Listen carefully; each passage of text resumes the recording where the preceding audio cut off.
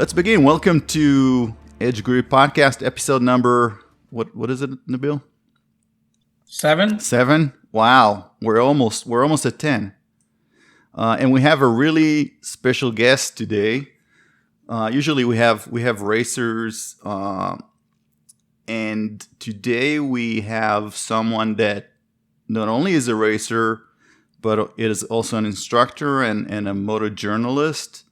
And if you ever picked up a magazine, a Sport Rider magazine, or any of the magazines, you probably read what he wrote.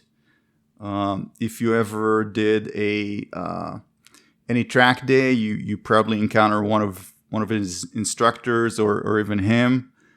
We have the world famous Nick Ienatsch. Good to join you guys. I appreciate y'all doing this. It's a lot of fun to talk about riding techniques for me, and I think we got a lot of good messages out there. Good, and it's great to have you, and thank you for agreeing to be in our little podcast. So for people that don't know you, let me just start with your bio. You are era number 1 plate holder at Willow Springs Raceway, 1989-1990.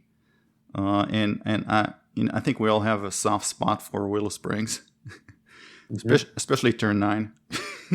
Painful memories. Yeah. We were a Grand Nationals final champion in 3 classes in 89.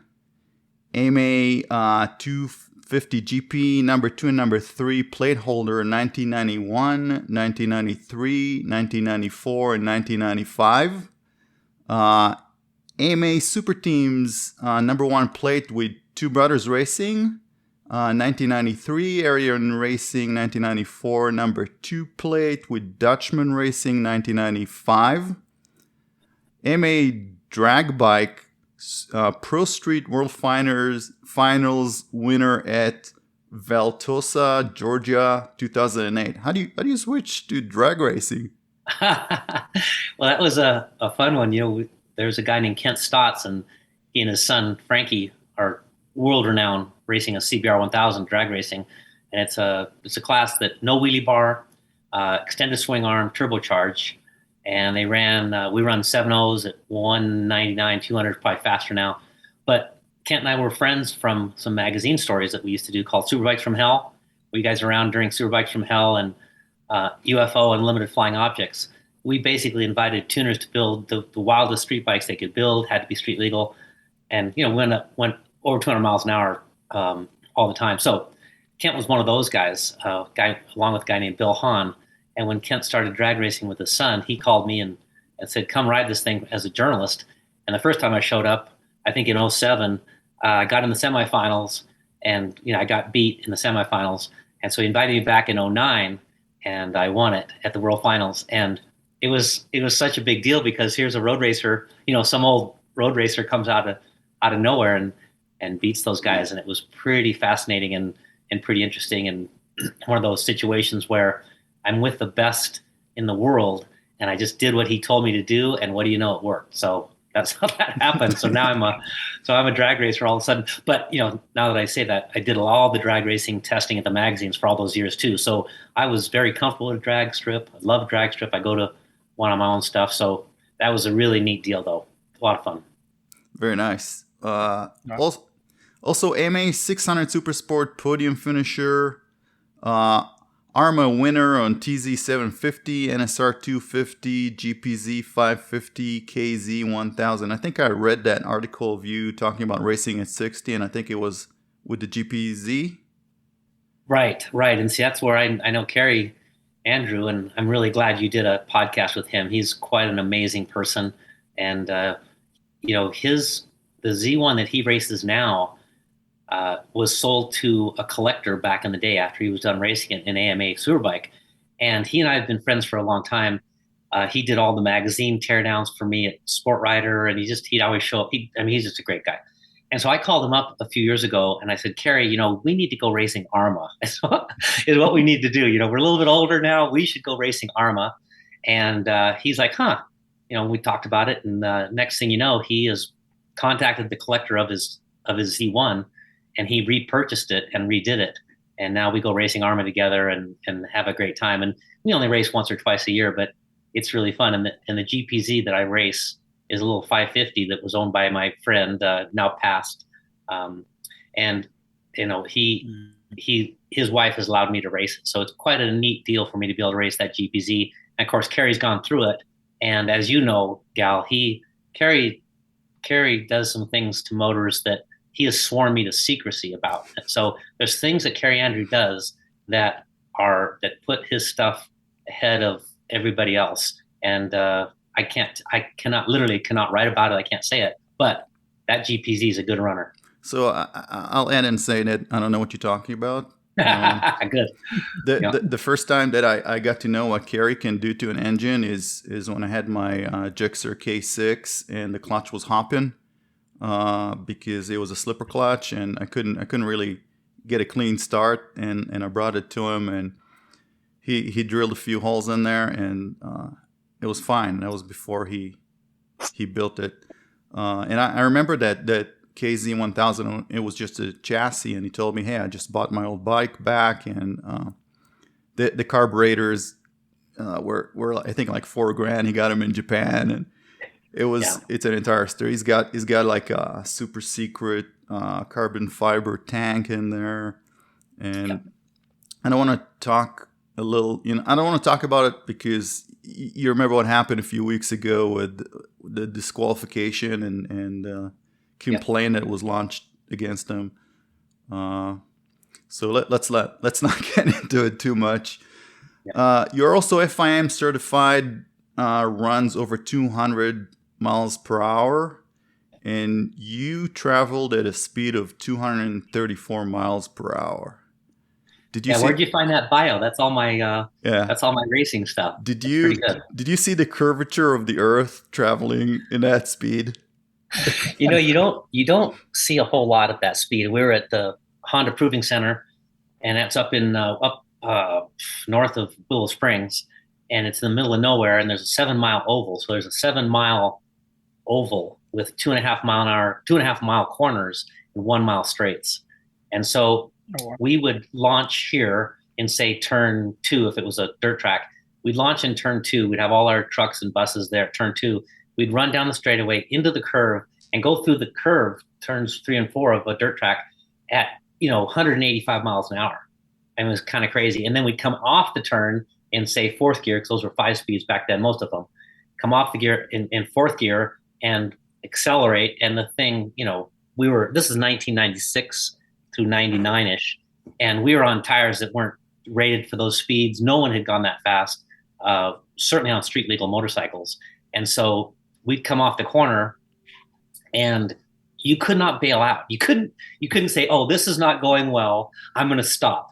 There's, so once you were in it, you were in it. And we'd come off the corner and go to full power. Almost everything was turbocharged or supercharged, some nitrous, but not too many, and some normally aspirated, but almost everything was turbocharged.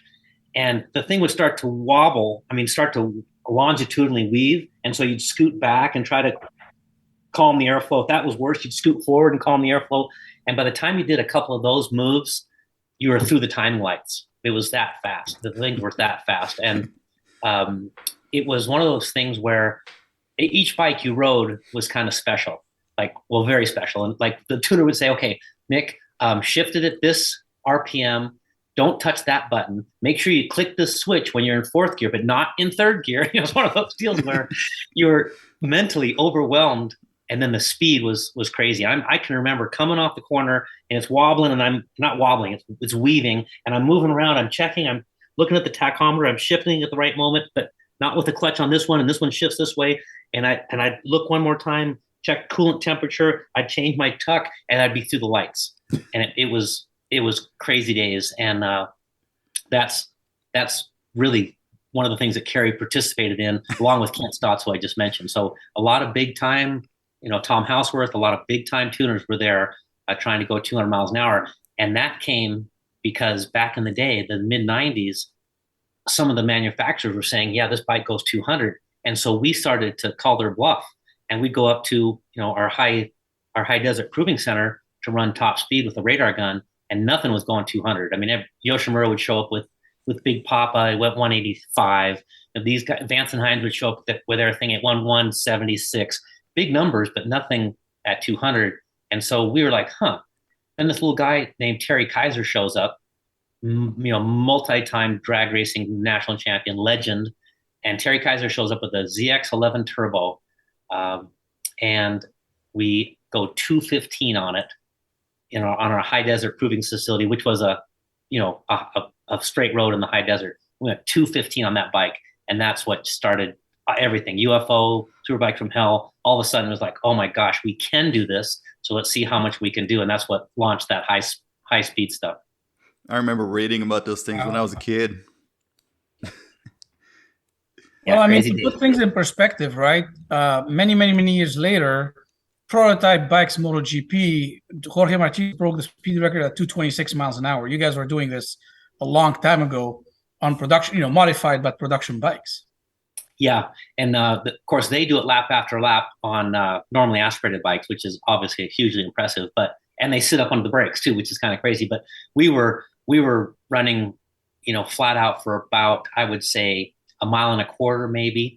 So we didn't have time to really cook things. But you're right, it was quite a time. And it's funny how many people still comment to me, especially people my age, will still say, man, those were the coolest days when you guys were doing that, because we rarely took a bike home that was running.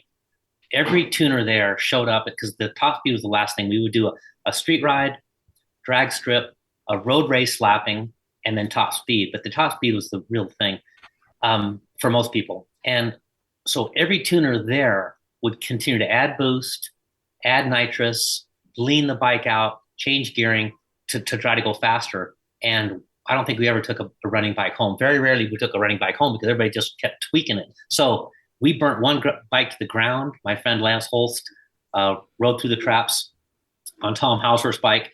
It popped, backfired to the carburetors, cut the thing on fire, burned to the ground, blew shit up, went crazy. But the last year we did it, I don't remember the year. The last year we did it, the invitation to these 6 or 8 tuners that we invited every year, different people, the invitation said, don't show up if your shit won't go 200 miles an hour. That was the invitation, because that was the level we were. Everything was going 200, so 200 was the basement, and that was pretty great times. That's amazing. There's something sexy about top speed, right? Even when I tell people who don't ride, they go, "You race motorcycles?" I go, "Yes." I say, "How fast can you go?" Yeah, right. Right. Well, and it's so funny. I have to explain that there's no long straights and there are turns and it's lap time that matters. It does not even register. They're like, "You go over 200. What's the fastest you've ever done?" That's what they want to hear. Yeah. It's funny because I don't know any road racer that knows what mile an hour they are going at any point on the racetrack. None of us care. We say it's the top of 4th, the middle of 3rd. That's how we go about it. And it's fairly interesting. But the top speed stuff, once you get into it, and I'm not into it like I'm sure some of your readers and even maybe you guys, but once you go to the Maxton Mile and you start running some of these top speed events, Bonneville for sure, El Mirage, it becomes an incredible science. And it's fun to speak to some people that are really truly into it. And I've got some friends that really are, and it's fun to talk to them about the little things that we do on the bike to make it go better. And it becomes a science and much more than horsepower. Yeah. I mean, case in point, this KTM, right? I've first time I get on it took me. I went from an R6 to an MV. It took me about 10 track days to get back to the speed where I was on the R6. Right. And then I get the KTM and I beat my personal best the first day on it, just because it's more nimble and it rides better and it's better set up. I mean, it was set up not for me; it was just set up stock, and everything was still the way they built it, not one tweak. And you get the bike running correctly, it's not just engine. For sure. Yeah, we're in a golden age. We can buy these leader bikes and have them almost as light as 600s, same wheelbase, handling really wonderfully.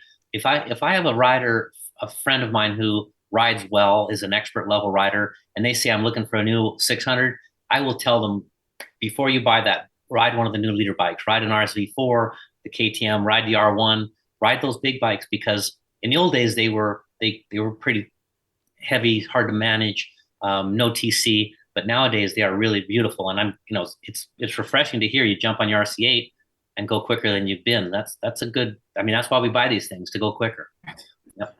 And look cool doing it. Boom. Well, if you can't go fast, look cool at least doing it. You co-founded the Utah Sport Bike Association, right? Is that still around? Yeah. Okay. Yeah, you're digging up some old stuff. Yeah, that I did. Yeah, we were Don DeBusk and I. He's passed now. Sean, Scott, Mitch Boehm. We would all live in Salt Lake City. We all lived in Salt Lake City in college, high school, college, and we all bought sport bikes. And in fact, we all bought sport bikes. We tore them down every winter. All of our frames were red, painted red by Walt Allen. It was crazy. So anyway, there's a bunch of us running around on sport bikes up and down the canyons, having the time of our lives. And so Don DeBusk and I started this little USBA, Utah Sport Bike Association, just for fun. Made sweatshirts with the little logos on it and everything. And sure enough, it took off, and it's still going. It's still going strong. There's a race this weekend, as a matter of fact, at UMC Old Miller. So yeah, I founded that, but it's just a bunch of us guys cruising around having fun, and we wanted to go and practice in parking lots and stuff like that. So that's how it happened. Good fact. You were also the lead instructor for 12 years for Fast Freddy and his school. How did that happen? Well, I was this was 96, 97, and I was asked to run a school at Willow Springs on Friday before the races. And this was back when there were 1,200 people show up at these races, 1,200 racers would show up at these races. So they were getting a lot of new people coming in, and fast track riders asked me to run the school. And so, of course, what I did was I hired all my fast friends, my class champions, guys like Kent Kunitsugu, Lance Holst, Jason Black, Steve Michaelis, Andy Milton, #1 plate holder a bunch of times. I hired all those people to teach the school, and it went really well. And that 97, I was racing 250s at Las Vegas Raceway, and I'd written a letter to Honda saying that, hey, I'm running the school. I would love to run a school for you. And Honda wrote back and said, well, thank you, but we've got one guy ahead of you, in line ahead of you. And this, of course, was Freddie Spencer. And so at the Las Vegas race, they announced the Freddie Spencer riding school would be at Las Vegas. And Honda, introduced us, and Honda had told me, you get your resume to Freddie as soon as you can. So I wrote my resume to send it to Freddie. And this was just, 3 or 4 days after the announcement, he got my resume. And it was really a combination of two people that were totally into it, but from different sides of the track. I was a street rider who did some racing and did okay at nationals, but nothing like Freddie, world champion and everything else. So it just was a great combination. I was a writer, which helped a lot because I could help with write curriculums, and putting the program together is kind of a fascinating deal because the information, there's really not much new riding technique information, but there is definitely a secret to the way it's put together, the order it's in. And that we really tweaked on that. And one of the things that Freddie insisted upon, and I thank God he did, is trail braking. He really wanted to have trail braking in the program, trailing brake pressure into the corner, all the smoothness and all the body position, all that stuff, that was all in the ballpark. But the fact that he wanted to teach trail braking was huge. And that was one of the things I was super happy with. So that's how Freddie Spencer happened. And then we started doing schools, and he and I became friends. And over the years, hung out with each other, visited each other's homes. And I just reconnected with him, and he's going to be coming to 4 Champions riding schools this winter. So he'll be to a couple of our California schools and our Homestead school, and just come and hang out and be Freddie Spencer. Very nice. Yeah, excited. Speaking of trail braking, the thing that kind of helped me, and it's not, by all means, it's not a good proper riding technique, is I was too afraid to trail brake until I got a bike with an ABS, and it wouldn't stop. right? The ABS would just kick in. So I had no choice but to trail brake. And I kind of, trusted the ABS not to lock it because it was too loose anyway. And that's how I started trail braking. Well, just I had no choice. Yeah. And if you think about it, Gal, if you go to the brakes and you can't get the bike stopped, you'll be forced to use your brakes at lean angle. And this is what we're really pushing on. And you probably see it on our social media, certainly in Champ U, this new online program we've come out in, is that we should be comfortable trailing brake pressure into the corner. And simply put, as we add lean angle percentages, we give away braking percentages. If we're holding our lean angle, we can hold our brake pressure. And of course, that becomes a huge thing because as you slow your motorcycle at a given lean angle, your radius tightens. And that is really what starts to save your ass. So the fact that you couldn't get the bike slowed in a straight line forced you to trail brake. But now I'm sure you're a believer, even though we've never spoken about this, right? Yeah. And I try to put as much weight as I can on the front tire when I do it. That's right. I just move forward. Yep. And just a smooth transition from the brake all the way to the apex almost, and then smooth through the gas. So it kind of forces you when a motorcycle doesn't want to do what you want it to do, and you start riding past the damn electronics. Then you kind of develop better riding habits, I think. Well, you can be forced into it, and so many of these racers take ABS off their bikes, or certainly turn it down to the lightest scale. Just for everybody that's listening out there, we run ABS on all of our school bikes, and of course, students have seen how fast the instructors go on stock Yamahas on a Dunlop Q3 Plus, and very rarely will we get into front ABS. Quite frequently rear, of course, because rear's off the ground so much, but very rarely we'll get into front ABS. So everybody out there who is struggling with ABS, if your initial brake pressure is too quick, you'll trigger ABS before the tire gets loaded. If the ABS triggers late in the braking zone, that just means it's working as your tire nears lockup. But what we believe happens is people put a very sticky tire, let's say a very sticky front tire on their bikes, and the ABS setting is for a stock tire. And all of a sudden, the pressure that the front will accept is not in the computer. So that's why a lot of people will pull the ABS fuse. Just be cautious that you don't pull the ABS fuse and take the TC fuse and take the TC out of it as well. I mean, just figure that out. But very few racers use ABS. Okay, yeah, my next bike is not going to have ABS. So. Yeah. Where is it on? Well, bikes. Yeah. Gal's secret trick about adding weight to the front is he adds it to his waistline, and then he moves the body forward. And somebody needs to explain to him that this is not the way to it. Right. Yeah. But he wasn't clear on that then. Look, I'm like an athlete, only a very bad athlete. So I gain weight during the wintertime, and then I drop it before the first track day. But Kerry's been building that bike for so long that I kept adding weight, and I think I'm at 220 now. So this is Kerry's fault. Yeah, it's really Kerry's fault. Yeah. Well, it's not the Vegas. It's not the Vegas buffets, that's for sure. Yeah. When someone says their weight, I always think about Anthony Gobert. He said, "I'm going to see how fat I can get and still beat all the Americans." That's what he had said that quite famously.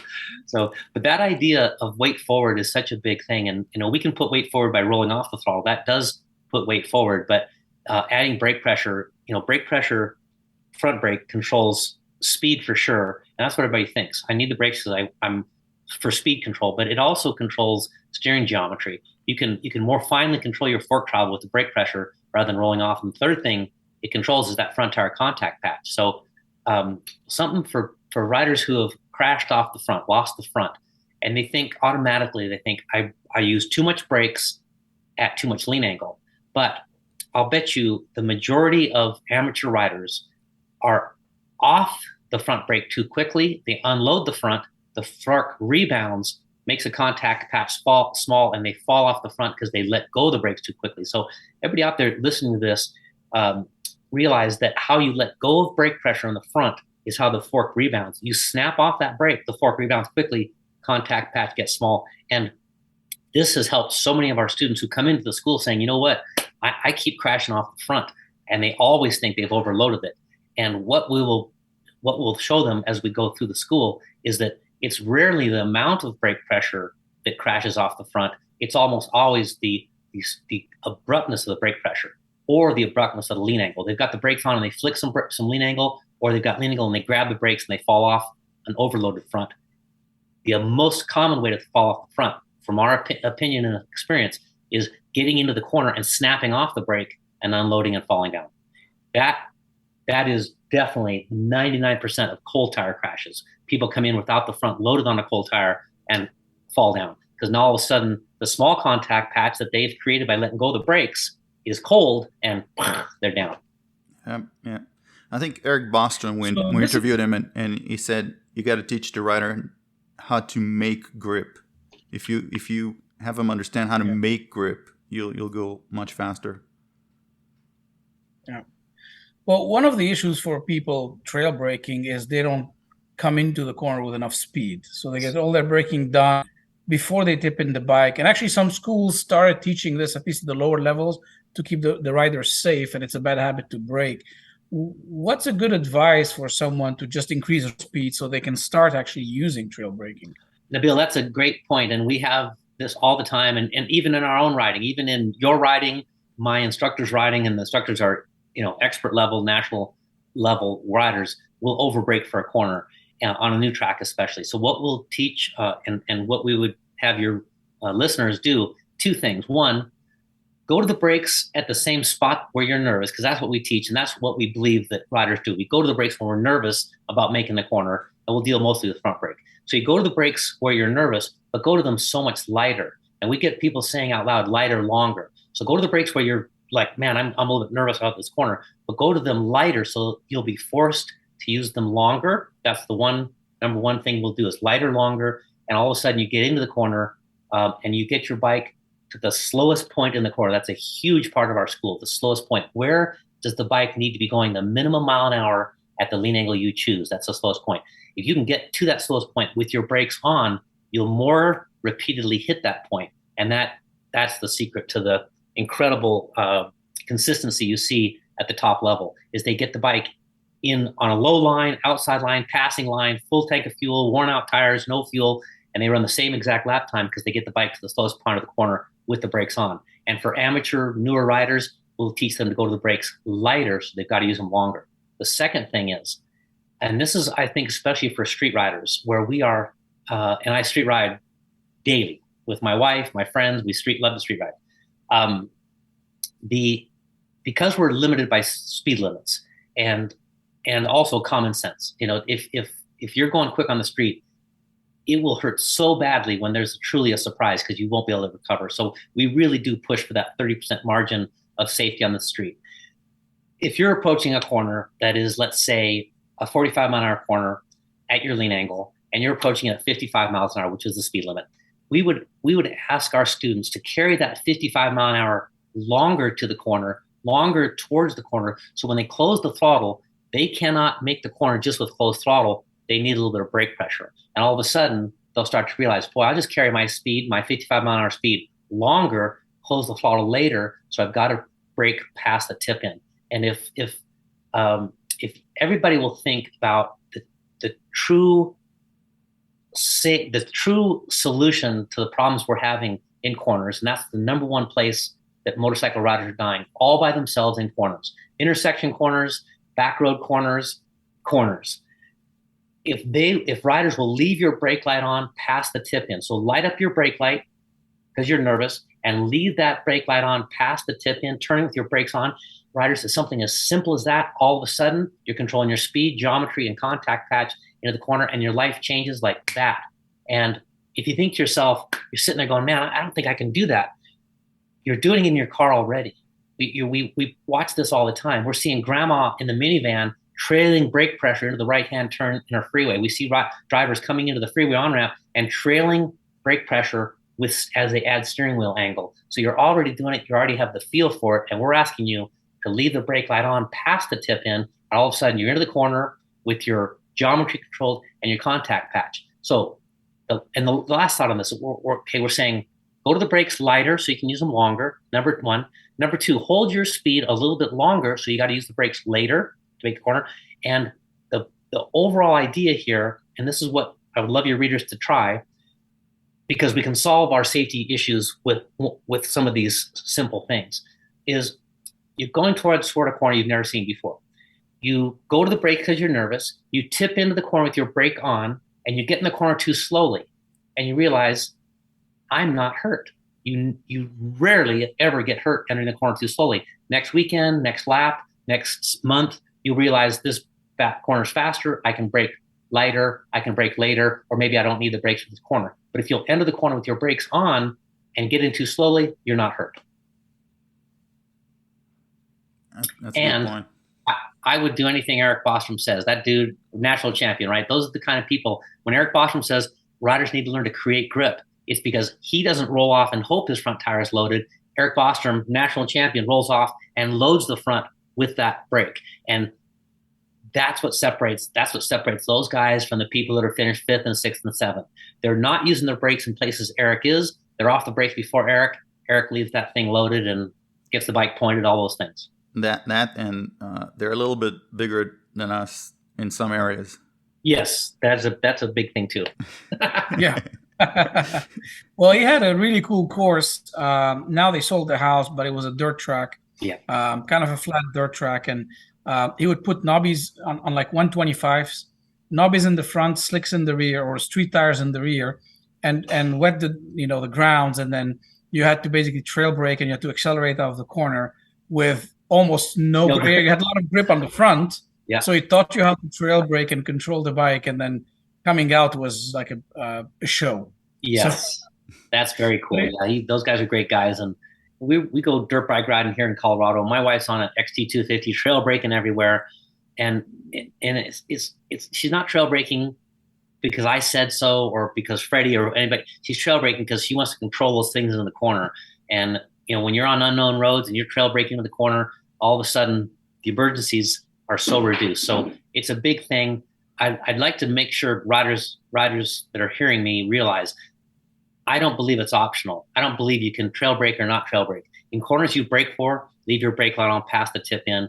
And if you ever go riding with me and you're behind me, you'll see that brake light on into the corners, not just for speed, but because I want to get my brake pads against my brake rotors. I want to have my front loaded. I want to have my brakes in place in case things go wrong. And corner tightens, there's an elk standing there, pick your excuse, and all of a sudden you've got that brake loaded. And this is what we're fighting so much, is getting riders to get out of the idea of letting go of the brakes before they turn. Nope, leave your brakes on, tip in with the brakes on. And as you two know, it's only going to be 2 or 3% of brake pressure. It's not going to be these huge brake pressures. It's just leaving the brake light on past tip in. You're already doing it in your car. We're saying the best riders in the world do it on their bikes. Yeah. And wings also help. Boom. How about rear brake? A lot of people hesitate using rear brake in corners. Some people are for it. A lot of people are for it. Yeah. What do you think? Well, you're seeing a huge deal with rear brake in Grand Prix, certainly in Moto America. Kyle Wyman, one of our senior instructors, runs a thumb brake. You'll see Grand Prix bikes. Are we going to be on film or just voice? Film as well. Okay, good. So I'm making all these hand signals. As long as Nabil edits the video, because I'm still waiting for like two videos prior. Right. Yeah. Well, I don't care either way. But if we're on film, you'll see a Grand Prix bike, and you'll see 2 levers on the left-hand side. This lever here is the clutch. They only let go of that one time during a race. This lever here is the rear brake. They put a rear brake, scooter rear brake on a lot of Grand Prix bikes. You'll see. I know when Garrett Gerloff won at NJMP, I watched him use the rear brake in 3B. All these guys are playing with it. So it's definitely part of the deal. And as you two know, doing track days, what would you do at some point? What would you do to find 2 more seconds? If you go 2 seconds a lap quicker, what would you do? Well, a lot of racers would sell the house to find 2 seconds, because 2 seconds would put them on pole. Even a second would put them on pole in Grand Prix. You could be on the 4th row and be a second off in Grand Prix. And so they are really looking for these little ways to find speed, and rear brake becomes that small way to find speed. The times you don't want to use it are when the front brake is on heavy, and that, of course, unloads the rear and it's off the ground. If the rear tire is off the ground, there's no rear brake available. it locks, it gets to be a problem. But if the rear tire is on the ground, there's rear brake available.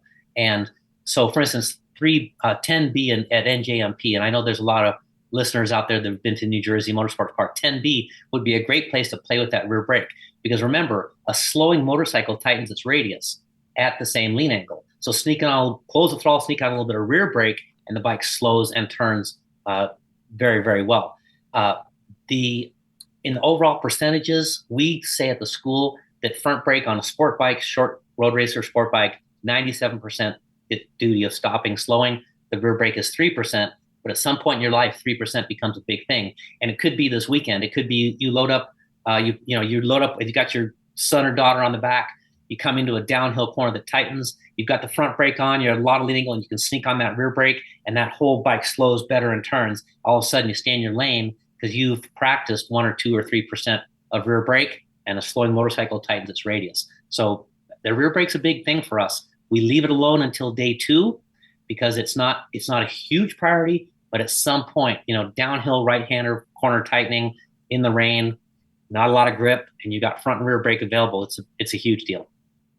It's one of those things that are so complicated, at least for me to comprehend, that when I watched a video that Sylvain Guintoli put on YouTube about when he's using it, and I was like, yeah, it's not for me. I remember, Duan was using it. He was the first guy that put it on the handlebar because he messed up his ankle. And then Kevin Schwann said, yeah, I'm not touching the rear brake. And I was like, I want to be as fast as Kevin Schwann, so I'm not gonna, I'm not gonna touch it. And it's one of those things that I never went back to because it's just too much on my brain.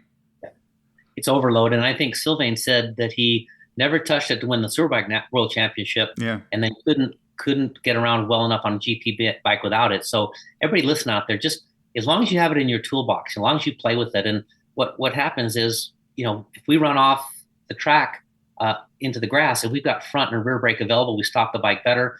If you run wide into a parking lot or someplace you can brake and you got front and rear brake available, it's a big thing. We use it for a couple other reasons, and I'll refer to those.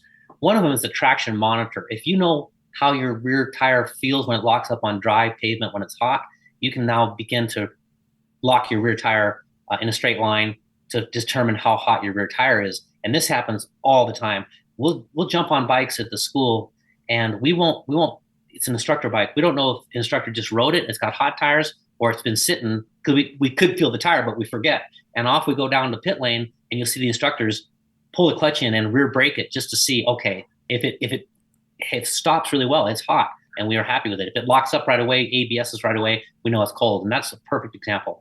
We'll use rear brake against the throttle occasionally, not ever front brake against the throttle. That's a really big but common myth out there. We want to close the throttle completely to the front brake, come off the brake completely back to the throttle. So never overlap the front brake and throttle for a lot of reasons we can talk about, but we will overlap rear brake and throttle. For instance, we all have FC1s at the school. We do them 2-up bikes, all that stuff. We'll use FC1 rear brake against the throttle in big, fast, sweeping corners. We're knees on the ground, we're accelerating, and we'll use a little bit of rear brake to make sure we don't spin it up, non-TC bike.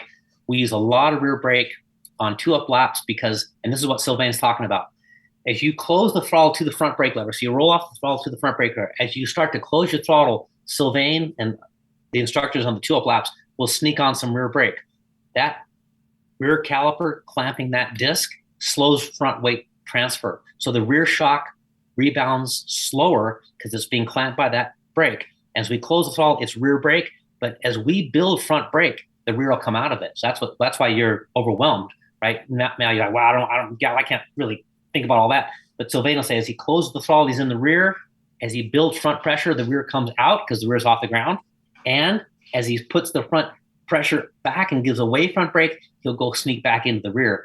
And it's the best place to mess with all this stuff's on a dirt bike. We all have dirt bikes. We all play around on dirt bikes. And just for someone like Sylvain to talk about that kind of stuff, it is overwhelming, but at some point it should make sense. So just think about this. Before he builds any front brake, he's in the rear. That slows rear rebound. It slows the bike too. As he builds front brake, he's out of the rear because it's off the ground. As he gives away front brake and the rear tire comes back in contact, he might sneak on some more rear. And so the beautiful thing about the sport, in my opinion, is how logical it is. There's very few mysteries that can't be explained, whether they're correct technique or incorrect technique. Okay, so twice when you're slowing down. At first, before the tire comes off the ground, before the front sinks, and then the second time when it comes back on the ground and you're already starting to trail brake, basically. Exactly right. And so you can see, Gal, why so many people want a rear brake on the handlebar, because you will have trouble with body position in right-handers as you rear brake it. You'll love it in left-handers. And I'll tell you, for all the people listening out there, especially those who are open-minded, if you want to be good at this sport, you better get really open-minded, because there'll be some things that you are trying to do on your own that do not work. And at some point you got to say, you know what, this isn't working. I'm going to try something else. And we have a saying at our school, and it is for curriculum, it's for instructors, it's certainly for students. If I'm wrong, I want to be wrong for as short a time possible. That's such a great saying to think. And everybody who's been to our school, when they come back to the school, they say, man, you guys have changed things. And we say, yeah, we've changed things. We want to get better. And I think anybody who comes to our school, certainly I hope people listening to this, you want to get better. And if you're open-minded, you can. So put this in your brains. During the 2-up laps on the FC1s and the MT10s, where we put students on the back, it's not mandatory, but almost. If the rear brake boils the fluid out of it, which has happened occasionally on super hot days, bunch of 2-ups in a row, we boil the fluid out of the rear brake, the 2-up lap suffers. It suffers, and it is very, I won't say very difficult. It's more difficult to do a good 2-up lap without the rear brake. It's that big a thing. Wow. You just blew our minds. Yep. Well, it's part of the deal. I raced a very fast TZ750 for all these years, 5-6 years, Rusty Bigley's bike, and we had to get the rear brake working because the person who raced it before me never touched it. But I needed the rear brake because the thing would wheelie third and fourth gear. So all of a sudden we got wheelie control, traction control. If we run off, I got a rear brake. I've got rear brake to slow weight, front weight transfer. And that final one, the rear brake to slow front weight transfer, is the priority for people like Chris Paris, Kyle Wyman, Cody Wyman, these instructors of mine. That's really what they want the rear brake for. And I can't wait till you try it, because it could be that last little bit to corner entry that smooth things out. I will definitely give it a try. Yep. I'll let you know if I come back in an ambulance. Yeah. Nick, that class of riders that will lap you on a 2-up. Yeah. Would be doing our best on our motorcycles, and he'll pass us with a 2-up twice in a session. That's what they are, and we do the 2-up as an instructional thing. It is, and we will tell students, if you're freaked out, first of all, your eyes are too low. But if you're freaked out by the speed, just tap the instructor on the chest and say, hey, it's too fast. And we'll tell students, if you get done with a 2-up lap and it was freaky fast and you didn't learn a thing, do it again, because the instructor went too fast for you. It was overwhelming. Because if you had a 2-up lap, Bill? Yes. Yeah. If you can process it, if it's not too crazy, if you can process it, it's a huge learning curve. People get off these 2-up laps and they go, I had no idea my tires would do that. I had no idea that's how hard these people brake. I couldn't believe how much rear grip we have. And then the question is, well, did the instructor ever grab the brakes or stab the throttle? No, he never did that. The instructor ever flicked the bike in the corner? No, he never did that. And the point is, they weren't going smooth, so the student thought they were going smooth. They were going smooth because that is the only way to ride that fast. So that instruction on the 2-up is mind-boggling. And you can imagine students up at our school, they've never been on the back of a motorcycle. I mean, they're 45-year-old men.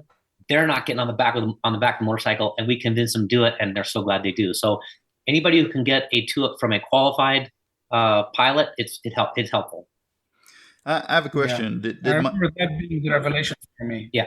It was like, wow, I can't believe that bike can slow down so hard, can accelerate so hard, how early people get on the throttle. I mean, you learn a lot if you have time to take some mental notes through that. And then you get instantly faster, because then you're less scared. You say, well, if the bike can do this, then I'm not going to get myself in trouble if I apply the right techniques. That's exactly right. That's the idea behind it. I'm glad it hit you that way, because it can be thought of as a thrill ride. In fact, we put people in our vans and we have to say, you know what, this isn't just for fun. This isn't just to learn the track. This is because we're going to drive the van as closely as we can to how we ride a motorcycle. Steering wheel angle is lean angle. And all of a sudden, students leave that school, our school, with the idea that when I drive my car, truck, van, I'm driving it like I'm riding my motorcycle. And that will really help people out there, thinking about trail braking, initial throttle, all those things. So did my friend Brian Burgess, did he get a 2-up ride? And how did his face look like after? Well, is he a police officer? He is, yeah, he teaches. He's in Europe now. I asked him to come on the podcast, but he's in Europe, in Germany right now, till the end of the month. He trains all the police officers in Vegas. That's what it was, yeah. And he's buddy with Steve Ritchie and all those guys, right? Yeah, I mean, he trains at my school in jiu-jitsu, so that's how cool. I know him. Yeah, half the people in my school are cops. Yep. Well, I bet he got a 2-up lap, because we do try to push people to it, and I would think he did. And that's a perfect example of a guy who he's in charge. He runs the race programs, he does for training programs. He's a police officer. To give up that ego and to say, okay, I'm going to sit on the back of this bike and trust this person to do it.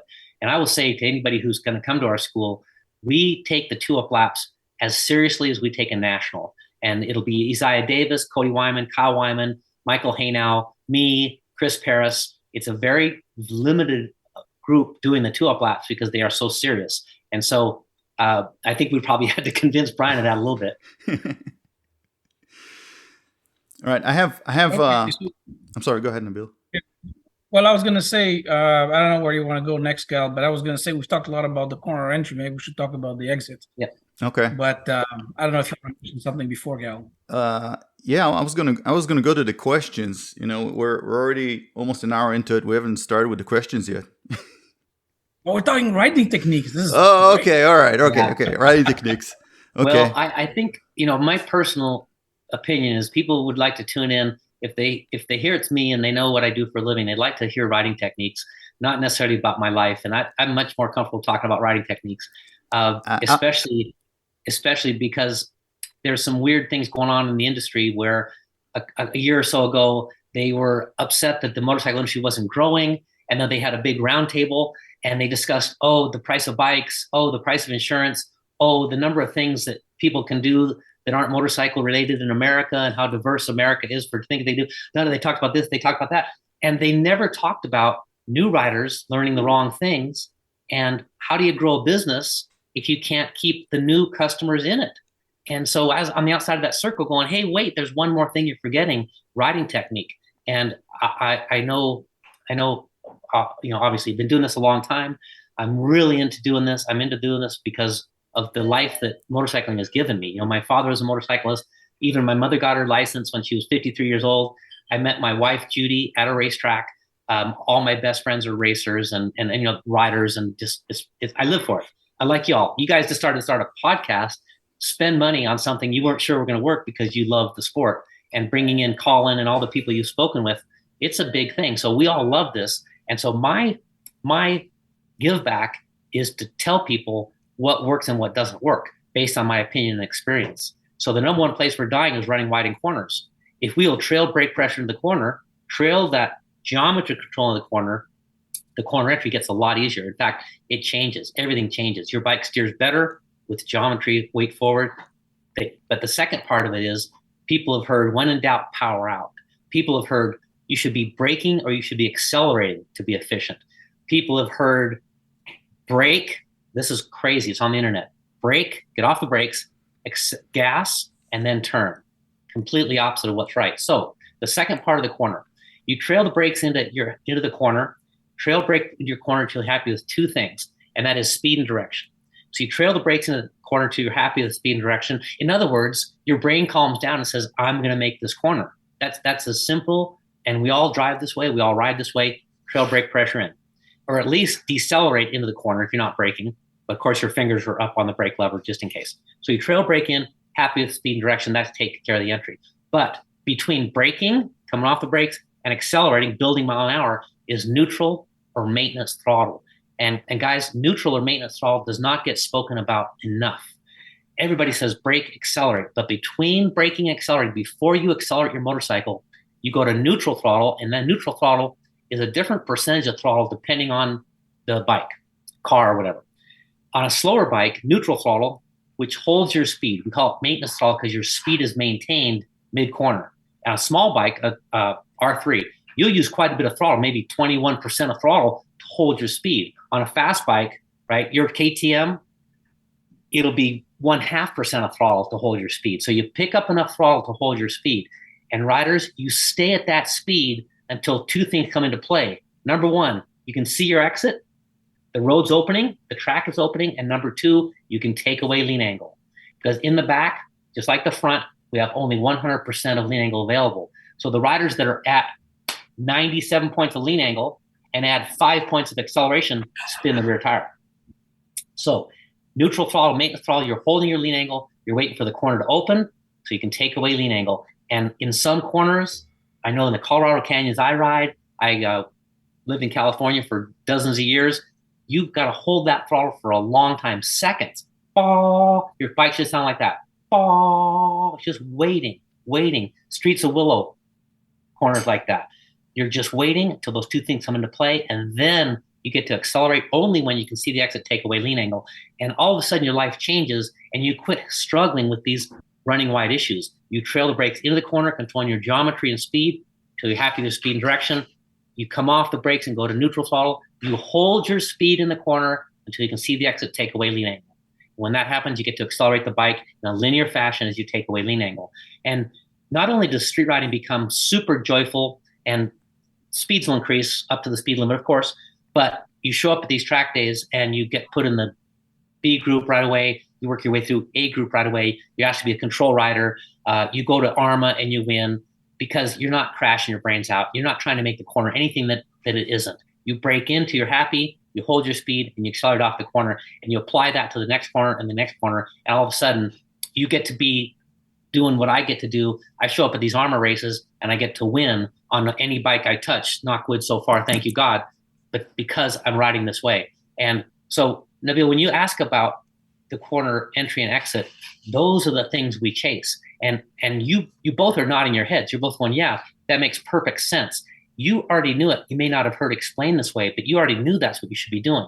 And so you run wide in a corner because you jump off the brakes or you don't brake. And of course, radius equals miles per hour, so your bike runs wide. Or number two, when you get in the corner, you snap on the throttle, the forks extend, right, engineers? The forks extend, and the bike is designed to run wide. So now you're accelerating too early, and of course, the bike no longer steers. And it doesn't matter. I mean, look at some of the talent these racers have. They cannot accelerate the bike until they can take away lean angle because they know it'll spin or it'll run wide. So that's how we start to talk about it in that type of wording. Yeah. So a couple of questions on specifics. One thing I've heard, I think that was Eric at the time. There's a point when you're trail braking, you keep the throttle closed, and there's a point where the bike pivots. Like there's a notable improvement in how the bike turns, and you never opened the throttle before that.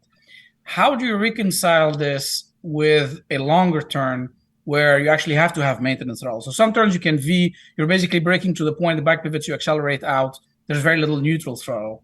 And some others have a longer one. Is that even applicable in a situation like that? Well, yeah, for sure. Like turn two, Big Willow. Yeah, turn to a fourth gear corner. If you don't know anybody, third, fourth gear corner, slightly uphill. And I'll just put my hand up here, and I hope we get the video going. Nabil, get to work. And I'll put my hand here, and I wonder if I can take my wedding ring off and put it on my other finger here because I'm used to just taking my wedding ring off in bars. So I don't know. That depends if your wife's in the house or not. Yeah. So, all right. So everybody can see my ring there, maybe? Yeah. So this is a long radius corner. Turn two at Willow, let's say, pretty close. We'll get in, we'll trail brake in, and we know at some point this is where the bike pivots, right, Nabil? This is where the bike has to pivot. The bike pivots, whatever, and I don't want everybody to think it pivots. It's just where the direction change has to take place, ideally. Between my finger, where we get done with the brakes, and that, you can actually accelerate a little bit in turn two. You can actually accelerate up to the point the rear tire is ready to spin, and at that point you hold your speed. So you get up to neutral throttle, where the bike is at the limit of grip on the rear, and you hold it right in here, right where my ring is. You might want to close the throttle gently, put weight forward. Probably won't need the brakes on most bikes. Close the throttle gently, put weight forward. The fork collapses gently. The mile an hour slows. Radius is mile an hour. Mile an hour comes down. The bike pivots, points, and then you get to go again. And the people who will not close their throttle here, they don't have the discipline. They have the skill to close the throttle. They don't have the discipline. They're trying to get the bike driving back here. Remember, we can only accelerate when we can see the exit takeaway lean angle. You can't see the exit or takeaway lean angle back here. So you maintain that speed. The best riders will maintain that speed at the limit of grip. And that's up to your risk tolerances, etc. But we maintain that speed right here. But right here, the bike closes the throttle gently, the weight goes forward, the bike changes direction, and then we get to drive it out. And that's the secret to these long radius corners. Don't get too sweaty about getting as fast as you can, hold your speed, make sure you get the bike pointed. And what will happen, I'll put my ring back on there. What will happen during practice on these long radius corners, you'll start to accelerate back here and the bike will run wide and you'll have to hold your throttle. You won't be able to truly accelerate off the corner. On the street, that is fatal because now the bike runs wide into this oncoming traffic. Here's a truck right here and you've picked the throttle up, accelerated too early. So everything we teach will certainly help our graduates win races. And it's kind of crazy. When you look at Moto America, the number of graduates at the front, it's crazy. Or instructors at the front. It's crazy. We're kind of the best kept secret in American road racing because we're expensive and no one says I went to the school, but it's amazing how many graduates. They know they've got to let the bike point here. So here we got a truck coming and the rider lets the bike point and now they find out the truck is partly in their lane. They leave the throttle shut longer. The bike points longer, goes underneath the truck in their lane, and it becomes very, very safe. So the secret is realizing where does the direction change happen? In this case, turn 2, long radius corners. It happens quite late. Hold the throttle gently. Does that help? Absolutely, yeah. So it doesn't have to be braking, pivot, accelerate. It could be braking and then accelerate if it's a long turn, or at least maintain, and then roll off, point, and then go. You got it. And that we would like to brake to the slowest part of the corner, but if you think about my turn 2 again, the slowest part of the corner is somewhere here, certainly corner entry. But so, and I did well at Willow Springs, and I rode Wayne Rainey's 500 Grand Prix bike there. I rode Matt Mladen's sewer bike there back in the day when they let journalists ride these bikes, right? And on these bikes, but my 250 is probably my most knowledgeable bike there. FCR 600, I did well on that thing too. Right here, I knew that's where the slowest part of the corner was. So as we turn the bike in, we'll trail brake in, get in as fast as we can, pick the throttle up, load the rear tire, put the load in gently. At this point, start to accelerate up to the point where the rear tire, two things, rear tire either starts to spin or at the limit or the bike runs too wide. So we will accelerate gently, probably gaining, 12 miles an hour maybe, accelerating to the point where, oh shoot, now the bike's got to turn, roll off and let it turn. And the riders that don't roll off here, you pass them on the brakes into 3 because they don't get direction. So don't feel shy about accelerating mid-corner because remember, if you have grip and your rear tire can handle it, we will accelerate mid-corner. Great. Thank you. So then the corollary to that question is tire spin and how much gas. How do you learn to put on more and more gas as you exit? So, I'm still very conservative. Good. Never had traction control. And so I'm always afraid of opening the throttle too much. So I kind of coast a little longer probably, and I'm more comfortable with a lower lean angle before I start accelerating. Yep. And I've always wondered, how do you learn to, kind of be more aggressive without killing yourself? So Is that easy to feel tire spin? Is there some signs where, okay, now I've pointed the bike, it's time to start accelerating even before I'm usually comfortable? Yeah, there's this is the question we all ask, right? I mean, I was number 2 in the nation in 250 Grand Prix, mainly because Rich Oliver and Jimmy Felice, the 2 people who beat me, got more out of their tires.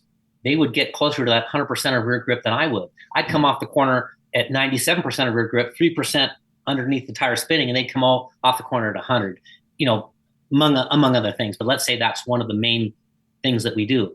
So there's a couple of ways to do it. One is get on dirt bikes. Do you have a dirt bike? No, but I've gone on some before. Yeah. Get on dirt bikes. Go to these dirt track schools. Colin Edwards got one. Rich Oliver has a really good one. Danny Walker, Gary LaPlante, and I don't want to leave anybody out, but We also have Champ Mini, which we put you on mini road racers. And on a dirt bike, you get to feel that rear and get a feel for it. On a road racer, if everybody will understand on a road racer, the tire will take a tremendous load, but not an abrupt load. So at Willow Springs, back in the day, people would crash in turn 2, going slower than the race winner because they'd initial throttle too quickly. They put the load in before the weight could transfer back. So if you put that load in gently and add it in a linear fashion, and turn 2 is a perfect place to play with it. You're hung off, full body off, knee out, the whole thing, and start to just accelerate with your mind only on one thing, rear grip. So you're in turn 2, long radius corner, accelerating, feeling that rear grip, that linear fashion. Snap it on, you hurt yourself, be cautious of that, but getting a feel for that rear grip. And just so you know, and everybody listening knows, we're always searching for that, all of us. With a TC bike like you have, especially a KTM with a high level TC, it'll start to flash, it'll start to detune, but that's a good place to play with it. Remember, your hand moves linearly, the tire will spin linearly. And it will tell you, it'll yell up and say, hey, I'm at the limit of grip. TC's clicking on, or the thing's just starting to move around a little bit.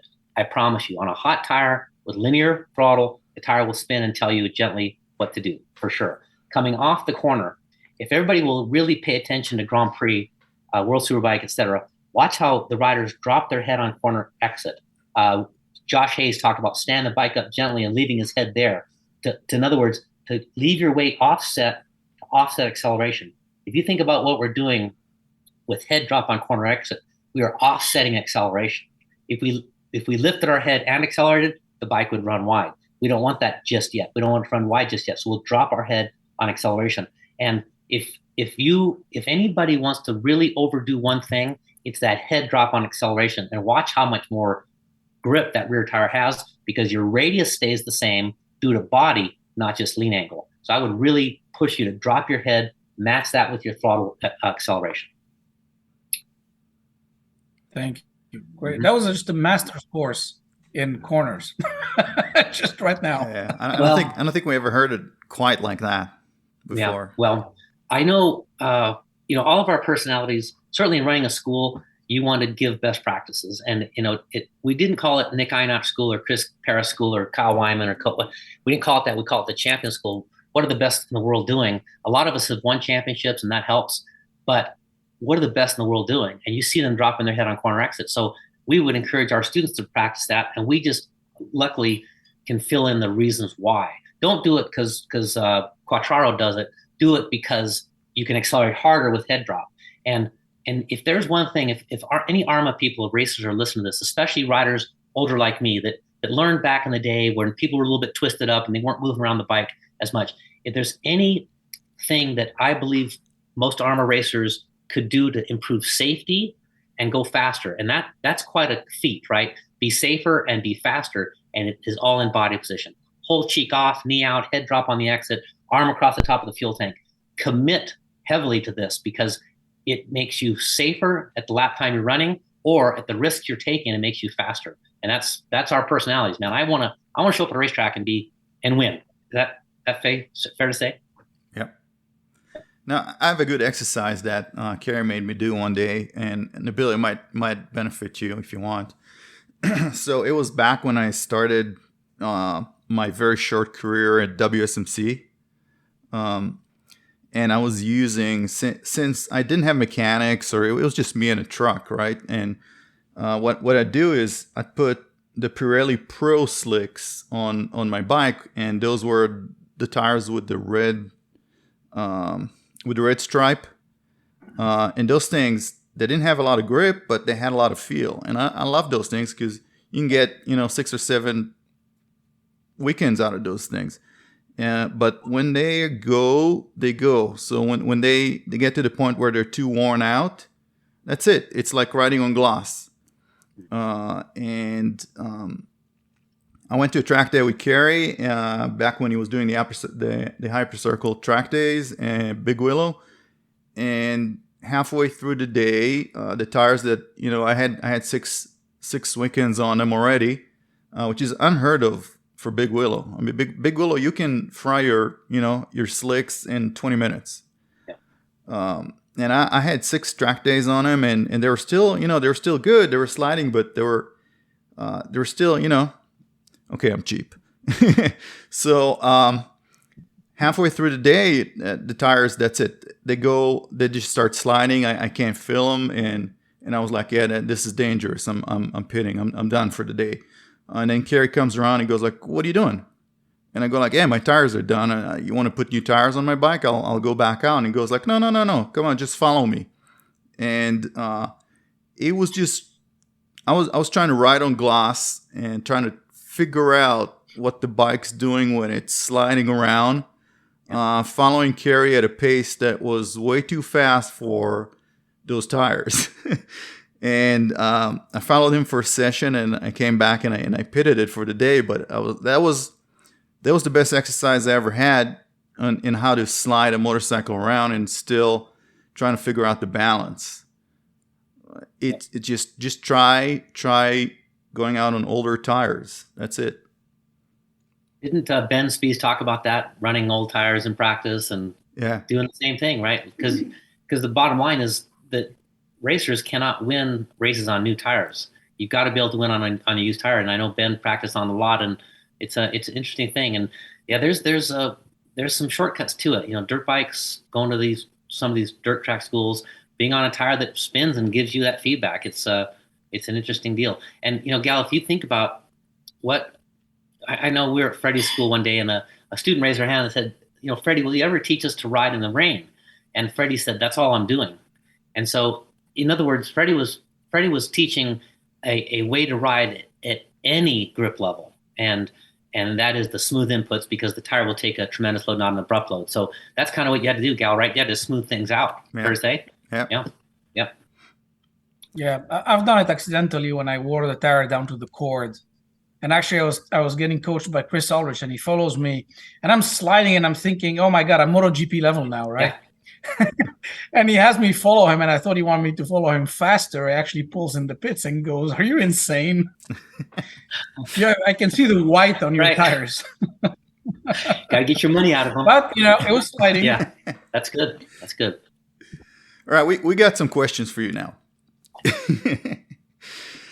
Your first proper superbike was a 1980 GS 1000S with Cooley replica. I know everything. Wow. How did it compare to your prior bike, and what did you learn from it? And your prior bike, I believe, was an XT 500. Okay, that's kind of crazy, but yeah. I know, right? That's you know why? If you Google me hard enough, you're gonna figure out that I have a psychic website. I see. Oh boy. Okay, good. I'm a little nervous now. The XT 500 I got when I was 16. My dad was a motorcycle rider, thank goodness. And the GS 1000S was a West Cooley replica, if you remember those. And I still have it. I don't have the same one. I actually sold that one, the original one, to Mitch Boehm, and he crashed it up Little Cottonwood Canyon in Salt Lake. But sorry, Mitch, had to play under the bus there. But a few years later, I found one in Detroit, and I flew to when I was at the magazine. I flew to Detroit and bought it, and it's only 2 serial numbers different than my original one. So I do still have a GS 1000S, and I was a total novice forever. In fact, I took my bike into the Suzuki shop for the Salt Lake Suzuki shop for a 10,000-mile tune-up, and they said I have not revved it high enough yet to get any ring pressure to seat the rings in the cylinders. That's how I was. I rode with my dad. We rode to the Salt Lake Motorcycle Club. We went brum, brum, brum. So it could have been any bike, but it was beautiful. And of course, I became a Wes Cooley fan, and later got to meet him and all that stuff. So I was such a novice. I didn't know. We ended up getting a bunch of other bikes and getting faster in the canyons and stuff like that. But that 1000S, which I still have, was I can still smell it. Brand new bike, how it was, and it was such a big deal to me. And I ended up working at the Suzuki shop, becoming a flat rate, mechanic during college for 5 years, and ending up with 1,000 katana, if you remember those, and all those things. So it started me into the deal. But to tell you about the XT 500, I was down in Salt Lake City, and every Saturday, Friday night we'd go down there. When my buddy had a big block Chevy truck and all hopped up, and we took our cars down there and drag raced on the street and looked at girls and stuff like that. So I would take my XT 600 or 500 down there, and it was quick, right? It was a single cylinder, 500cc, quick, in quotes. a Z1 comes next to me, and we're going to race. And I think, okay, here we go. And it was like this. We lined up like this. Z1, 900cc 4-cylinder, and my XT. And the light turned green, and it was like this. It was like a Roadrunner movie where I had Mike had rolled 1 foot and he was 1 mile down the road. And that really stuck with me, realizing that, what I had was crap. So anyway, I got to move up pretty quickly from there. Let's talk about the 1984 Bimota KB3. How did you end up purchasing that bike? What did you do to it? I heard it had an engine that was not really an original engine. What did you do to that bike? Yeah, well, that the Bimota thing was I'd heard about him, of course, when I was a civilian before I hired on the magazine. And in 1984, I got hired by Motorcyclist magazine. Went down to Los Angeles to work, and I met a guy named Harry Millet, and he owned the Bimota distributor, and he had the trickiest SB4, SB3 Bimota, and I got the chance to ride it and do stories on it. So from that moment on, I wanted a Bimota. And if back then they were tube frame, beautiful bikes, completely handmade with Japanese or some Italian motors in them. And so I found this KB3 that was in parts. It was complete junk. And Mike Worsham and Andre Castaños and I rebuilt it in Mike Worsham's garage. And Mike Worsham was and is an amazing machinist. We had it painted by Gerard Design, and it was very trick, not a stock piece on it, performance wheels and brakes. I'm not a big fan of too much stock stuff, with it one caveat, but I really like to have my own bikes. And so we painted it and did all sorts of cool things to it. And it would had a big block engine built back east, undercut transmission, all sorts of cool things. And it was a neat bike. I really enjoyed it. And it's still around. I sold it to not a friend of mine, but someone I know, and it's still in someone's collection. Do you know where it is? I think it showed up on eBay at some point 10 years ago. Yeah. Right now, I don't really know where it is right now, but I'm sure it's going to pop up sometime in the future. Yeah, and it was definitely a custom one-off Bimota, which is already pretty custom, but it was a neat bike. And but I got to a point in my life where I wasn't riding some of these bikes, and they were worth a lot of money. So I've always been able to sell a bike and buy a bike, sell a bike or two and buy a car, and I've always been able to kind of make that money work. Judy's a total motorhead. My wife's a total motorhead. And so she was into that. Okay, sell that and get something else. And it's kind of leapfrogged along, Did you start Sport Rider? Yeah, started Sport Rider. Yep. So how was it being a journalist at the golden age of print magazines? I mean, the money, the women, the fame, the hotel rooms, right? The press launches.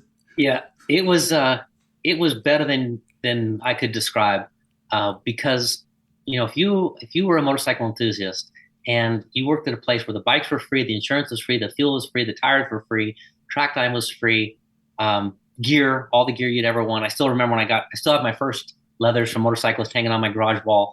It was so very cool. And I was at a point in my life, I was 24 when I got hired. And I was at a point in my life, kind of through my dad's outlook, where I really did appreciate it. There's many times I looked around and said, this is really, really great. And I lived with Lance Holst and Jason Black. Those two guys, we started Sport Rider together. Lance and I especially started Sport Rider, and Jason Black came into it very soon. And so we lived together, we worked together, we weren't married, we just had the time. I mean, every day was testing, whether we were Sundays or Saturday, just testing. We had a rule that you had to go 100 miles an hour every day. That was so there was times getting on the Hollywood freeway, on a Ninja 250, you're tucked in, only get to 83 or whatever. But so it was really a great time, and it introduced me to some fabulous people. Certainly Freddie. I met him as a journalist, but Eddie Lawson was a big part of my life. He and I did a story together over the years called Lawson's Lines, where he would talk about his Grand Prix, and his way of racing really rubbed off on me. His way of focusing so much on his riding, not worrying so much about bike setup, thinking about being so mentally into it and the techniques of it all, that really rubbed off on me. Scott Gray, Thomas Stevens, some of these national champions who really affected my riding and my teaching and my coaching. And and my racing. So the things I got from journalism were beyond belief. I really met my wife during that time. Some of my best friends I don't see them as much, but they're still some of my closest friends forever. Met my best man through the magazine and stuff. So it was one of those times. And you know, I can't imagine it being any better. Every year we went on a tour around America. That was part of the deal. We'd take a week or two off and go touring around America on bikes. And the best one, there are a lot of good ones, but the best one was when Montana had no speed limits, daytime speed limits. And we called it Montana Bond. Did you ever see that one? We called it Montana Bond. And so we took a ZX11, a Katana, and some other fastest production bikes we could get. And me and Lance and Jason, and we dragged along part of our staff and just went as fast as we could go, as fast as we could possibly go for a week. And I remember passing highway patrol and just and no one caring. It was tell him you know Brian. That's right. Oh yeah, I'll do whatever I got to take. It's fair game. Well, what do you think about what's going on now? I mean, it looks like everybody that owns a GoPro puts out, content out there and gets views and followers and gets, and makes a living out of it. When the fact of the matter is that they're not, even remotely qualified to say what they think about anything. Well, that is an issue. That's definitely an issue that we've talked about. And I know when I read, I'm into cars pretty heavily. I think a lot of us are. When I read a Car and Driver, for instance, or whatever, I want to know who is speaking to me, who's the author. And I don't want to say that they need to have successful racing credentials, but at the same time, the saying is the better you ride, the more you know. And I mean bikes too. I know when I was at the magazines, Jason and Lance rode my TZ250 because it was the best bike out there. It was the best handling bike out there. So if you're riding a 600 Ninja and you've ridden a TZ250, you can put the Ninja into its place in the grand scheme of things. So I do think credentials are an issue, and I would really encourage those people doing that, making living, being these influencers and video journalists, is to really work on your riding, because you're writing to a pretty knowledgeable audience. It's crazy how knowledgeable motorcycles are, and BS doesn't go very far. A poorly done video, poor pictures, misunderstanding of simple things like radius and mile an hour. I really would push everybody that's writing to the masses, because they have the passion. That's the problem. You can't downplay their passion. They have the passion for it, but I would encourage them to become as good as they can be, because the people they're writing to are extremely knowledgeable. Yeah, they're good at understanding YouTube algorithms. They know where to push the content. They know SEO, and those are the things that they know that are lacking in the traditional journalism, right? I mean, I don't want to say you guys, because you don't do it full time anymore. I've seen you write for Revzilla and Ienatsch Tuesday and all those columns. But you're a columnist now. But those are the things that are missing in journalism right now, the understanding of how to push the content out there in the most effective way, knowing when to push it, which RSS feeds to push it to, knowing how to monetize it correctly. Those are the things that those YouTubers have, and it gives them a pretty big stage for content that really is, I don't want to say misinformation, but people shouldn't take it seriously. Well, it's interesting you say that. You know more about it than I do, but here's what you guys have done. You have come on and said, rather than us tell us our opinion about road racing, training, the schools, riding technique in my case, let's get a hold of Kerry Andrews, let's get a hold of Bostrom, let's get a hold of Colin, let's Josh Hayes. I mean, most of the time national. Let's find those people to do this. And I really applaud you on that, because there are enough opinions out there, but at some point, at the pointy end, right, where when it all counts, whether it's your own personal lap record, whether it's the last race of a national or a club race or your class race, or it's a downhill corner on a road you've never seen before with your son on the back and it's raining, when it all counts, misinformation kills people. And that's what really hurts. So if if I listened to your podcast, if you guys would have had a bit of a shit show going and you guys were throwing out all sorts of crazy things, and I'd be like, why would I get on there? But you're not. You're saying, hey, you know what? You do this for a living. You're successful at it. We have very few crashes at our schools. Our instructors are winning. Our graduates are winning, which is the best way to measure it. What are you doing? And that's truly what I would encourage some of these the YouTube, whatever people, whatever we call them, to do is get a hold of these professional voices, because if your voice is going opposite of what the best in the world are doing, you're wrong, and wrong hurts. For instance, this brake gas turn video, it's got like, 750,000 views. Brake, get down with the brake, let go of the brakes, accelerate, extend your forks, make your contact pads in the front smaller, and then turn. Brake gas turn. And everybody, riders, 100% wrong. It is 100% wrong, because when I say wrong, the techniques that we teach have got to work at the pointy end. They've got to work when you pop over the hill and the traffic is completely stopped. They got to work when you pop over the hill and it's gravel. You get down in the corner and it tightens. You get down in the corner and there's a deer standing in your lane. Pick your excuse. Couches in the lane. We've seen it all. You show up at your first track day and it starts to rain and you're on DOT races. You show up at your first track day and the tire guy's not there and you got to run a 6-week-old tire. When it all counts, it has to be right. And that's why I really push what you all are doing. I really push. We've had, I know Yami Noob has been to our school. Mike on Bikes has been to our school, because they realize, you know what? If I'm speaking to the public about motorcycling, I better have the right message. And we believe our message is right. And getting back to a thought I have, if our message is not right, we change our message, because it's got to be best practices. Yeah. Where do you see this industry in 10 years? I know that Bonnier, they shut down a bunch of magazines. It looks like it's not going to the direction that it should go. Where do you see it? Where do you see it in 10 years? Well, I never thought about that. That's a really good question. I know Mitch Fame runs AMA magazine, it's one of the biggest paper magazines out there. I think he's over 200,000 monthly subscribers. So there's still some magazines kicking out there. I know Rider magazine is still rolling, but I do see it going digital. And for all of us who put words and pictures on paper static, I love digital. I love videos. I really do like putting bikes in motion. Getting the message across is a little bit differently done, like these podcasts, but I do enjoy that. So I don't mind it going more digital, because we can put bikes in motion. And then there's still some really strong websites out there. Now, Revzilla with Common Tread is starting out a lot of written stuff, a lot of podcasts. Road Racing World's still very strong on information articles. CycleWorld.com does a really good job with Kevin Cameron and Justin Dawes, some of these guys, Mark Hoyer, good written word. So it may break down to those survival of the fittest, which is way life should be. The best will survive. The poor stuff will be cast aside, and we'll still have an industry. It may not be as big as it was back in the heyday. What do you think? I mean, where do you see it going? That's a good question for you two, because you're probably closer to it than I am.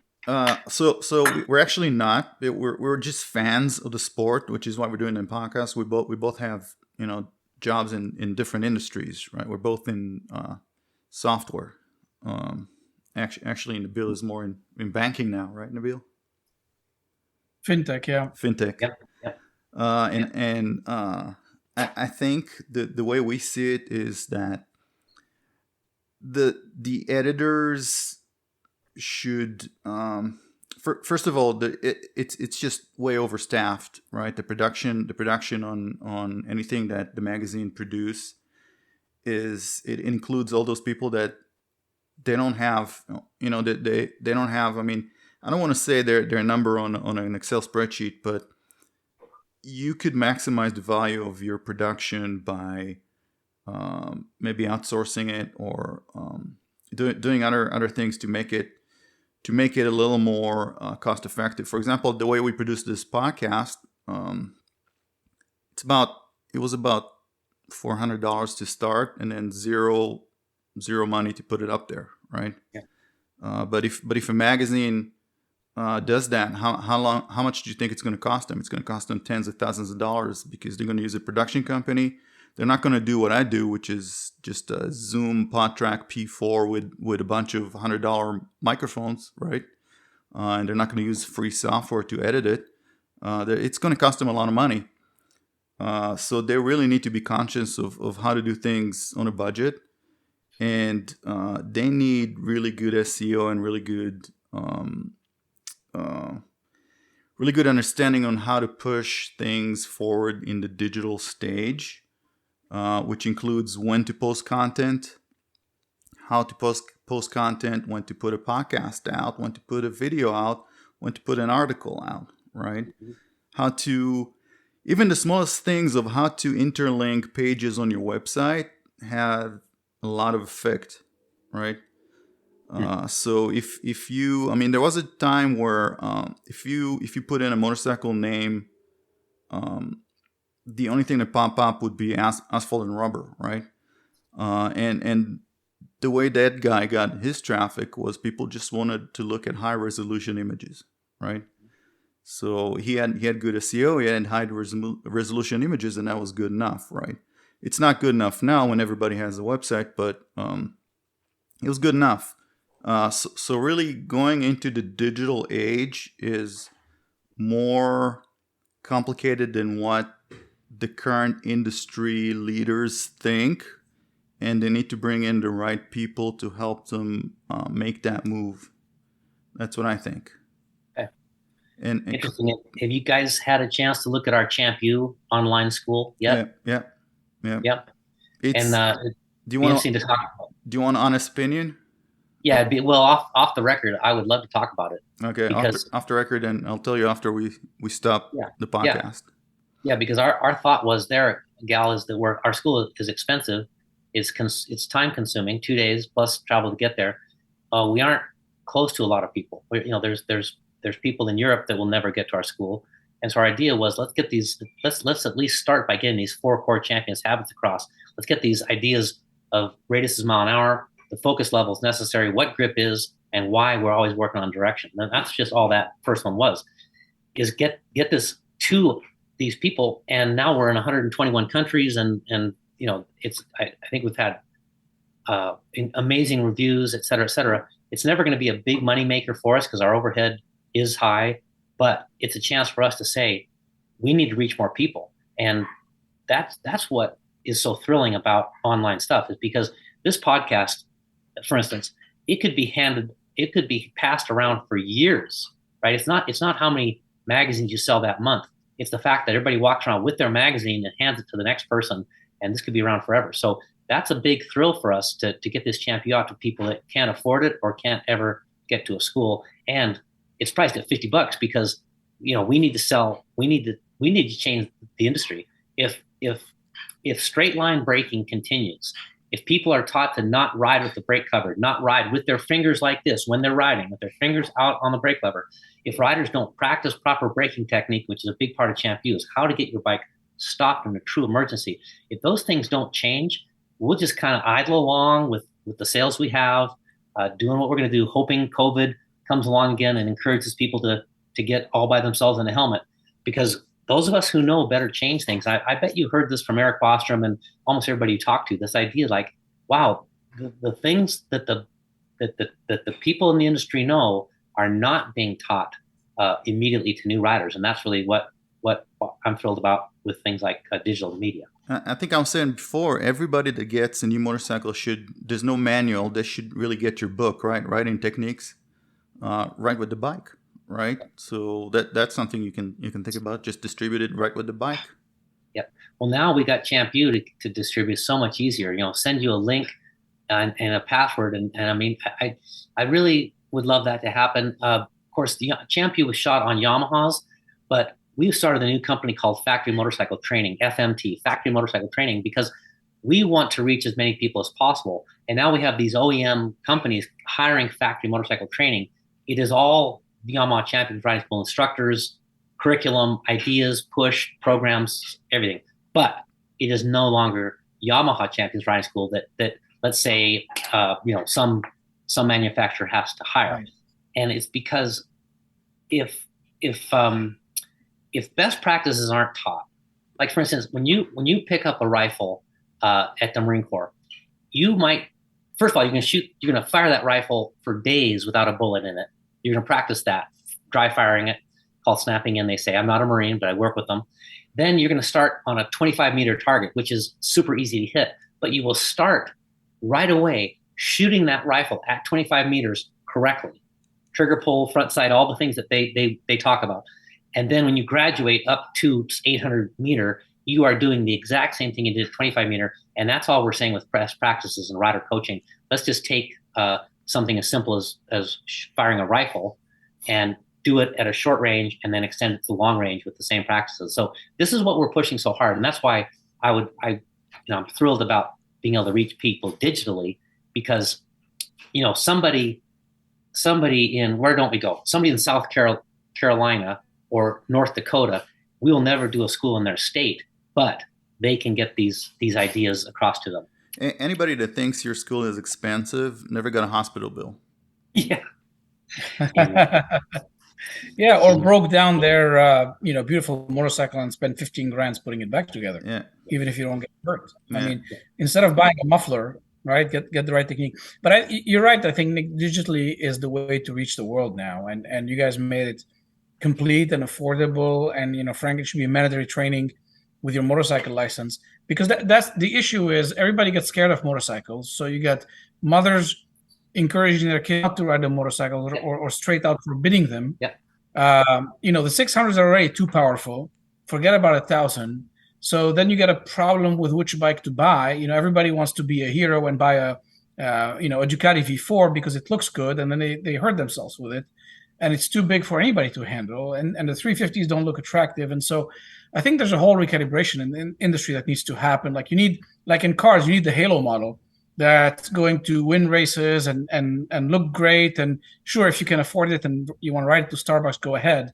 But you also need these cool little bikes that made motorcycle riding safe and fun, and just enjoy it. And as a mode of transportation, I mean, it kind of drives me nuts that in the West, where we have fantastic weather all year round, there's not more people on motorcycles and bikes on a daily basis compared to Europe, where the weather sucks 300 days a year, and they're still on their scooters zipping around going to work. So we got our head wrapped around this thing the wrong way, I think, at some point, and that needs to change. And I think it starts with kind of good education, and also showing that the sport can be addressed safely if you get the right education up front.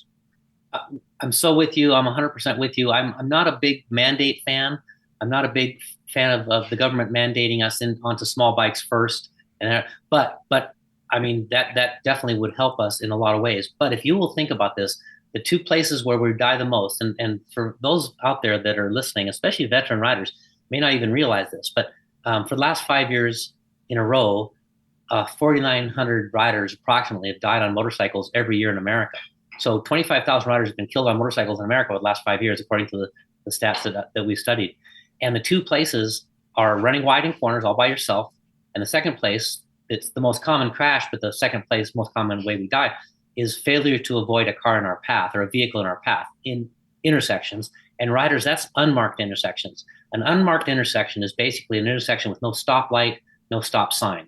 And that is cruising down the road with someone's driveway, the 7-Eleven parking lot, unmarked intersections. The car pulls out and we're unable to avoid. And if you just look at it from my point of view, which is riding technique, if you look at new riders are not taught to trail brake. In fact, they're forbidden to trail brake.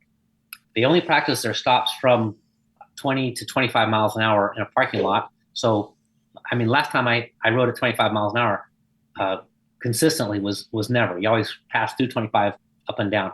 So they aren't practicing their braking, and they're not taught to cover the brakes. In other words, ride with their fingers up, which my father insisted on when I was 12 years old. Ride with your fingers up on the brake lever to cut that reaction time. So you're not trail braking. You've never practiced serious stops before you get your license, and in fact, you're forbidden to cover the brake lever. You've been slapped. Don't cover the brake lever in a lot of these newer schools. You've been taught power through the corner, when in doubt, throttle out, so the bike, of course, runs wide. And you tie those exact things. Okay, no trail braking, bike runs wide. Power out of the corner, bike runs wide. you hit the car in front of you. Oh, you're not covering the brake lever, so you're half a second late. In other words, you're a half a second closer to the emergency by the time you get the brake on. So of course you grab it. At 60 miles an hour, that half second takes 44 feet, which is insane. That's more than halfway through the intersection.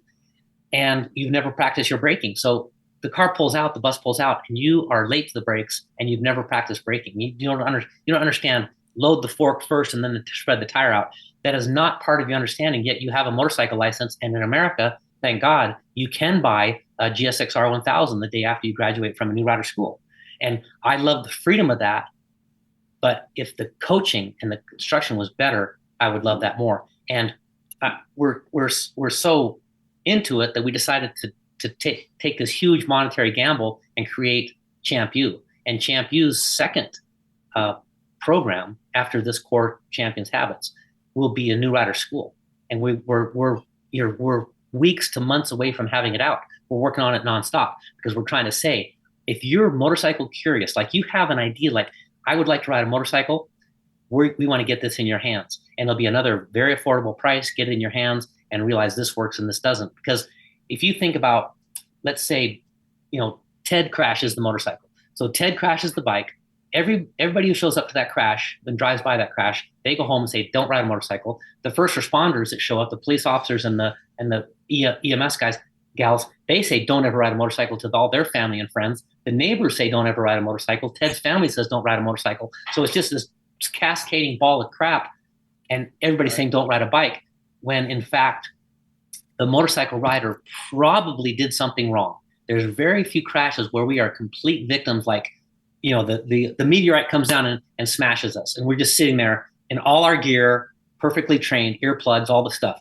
Very rarely. It's always something that we do. So our push, our provable push is if the industry could jump in and adapt some of these training best practices, things would change. Things would grow.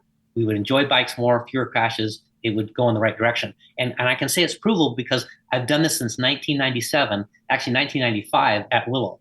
So I've been in this motorcycle training thing forever, and I've watched what happens. I've watched, we go, knock wood, we go school after school with no crashes because this is what we train. We don't worry about the speed, we worry about the control. And I'm telling you, it is just waiting there for someone with the guts to say, this is what we have to do. Let's change things. Yeah, you're talking government level now. I guess I am. Come Well, on. I mean, even manufacturers, right? Say it again. I'm saying even manufacturers, they could give you a training manual along with your 1,000 bike.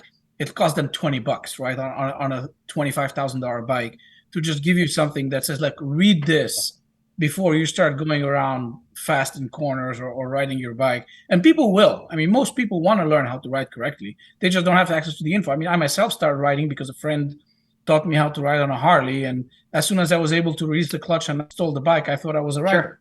Sure. And I was out there, just going around, and obviously you start going faster. And either you hear some of these myths like brake, accelerate, and turn, or nobody tells you anything, and you're really getting yourself in trouble. That's exactly right. There's another aspect, which is drivers' awareness of motorcycles. There was a study made in Germany. I can't remember who did it, but apparently the way our brains learn to not overwork themselves is if you're driving a car, your brain will actually recreate images for you, so you don't have to be constantly registering what's happening. So if you're in front of a long highway, at some point your brain is not reading what your eyes are reading. It's just telling you that everything looks the same as you've seen it 5 seconds before. And the study they've done is as you don't see small objects like motorcycles. And they've done the study where they put a motorcycle or an obstacle and people just don't read it. They don't register. It doesn't show up in their brain, and they just hit you on a stop sign or go through it. And so I love when I see campaigns, on billboards and so on that says, pay attention to motorcycles, look twice, save lives. I think we need a lot more of that too. But the less motorcycles you have, the less that becomes relevant, and the less it's done. It's a bit of a vicious cycle. It is. I've read those studies as well, and of course thought about them. And one of the things that I think veteran riders do so well is to move through traffic. We move through traffic, and it's tough because there are speed limits. but we don't move through traffic with 40 miles an hour in hand. We move through traffic. We trickle through traffic. We're always a little bit quicker than traffic. And the thinking is, we are as we move through traffic on the street, we are making judgments on the cars ahead of us, as opposed to sitting at static speed in traffic and letting other drivers make judgments on us and hopefully see us.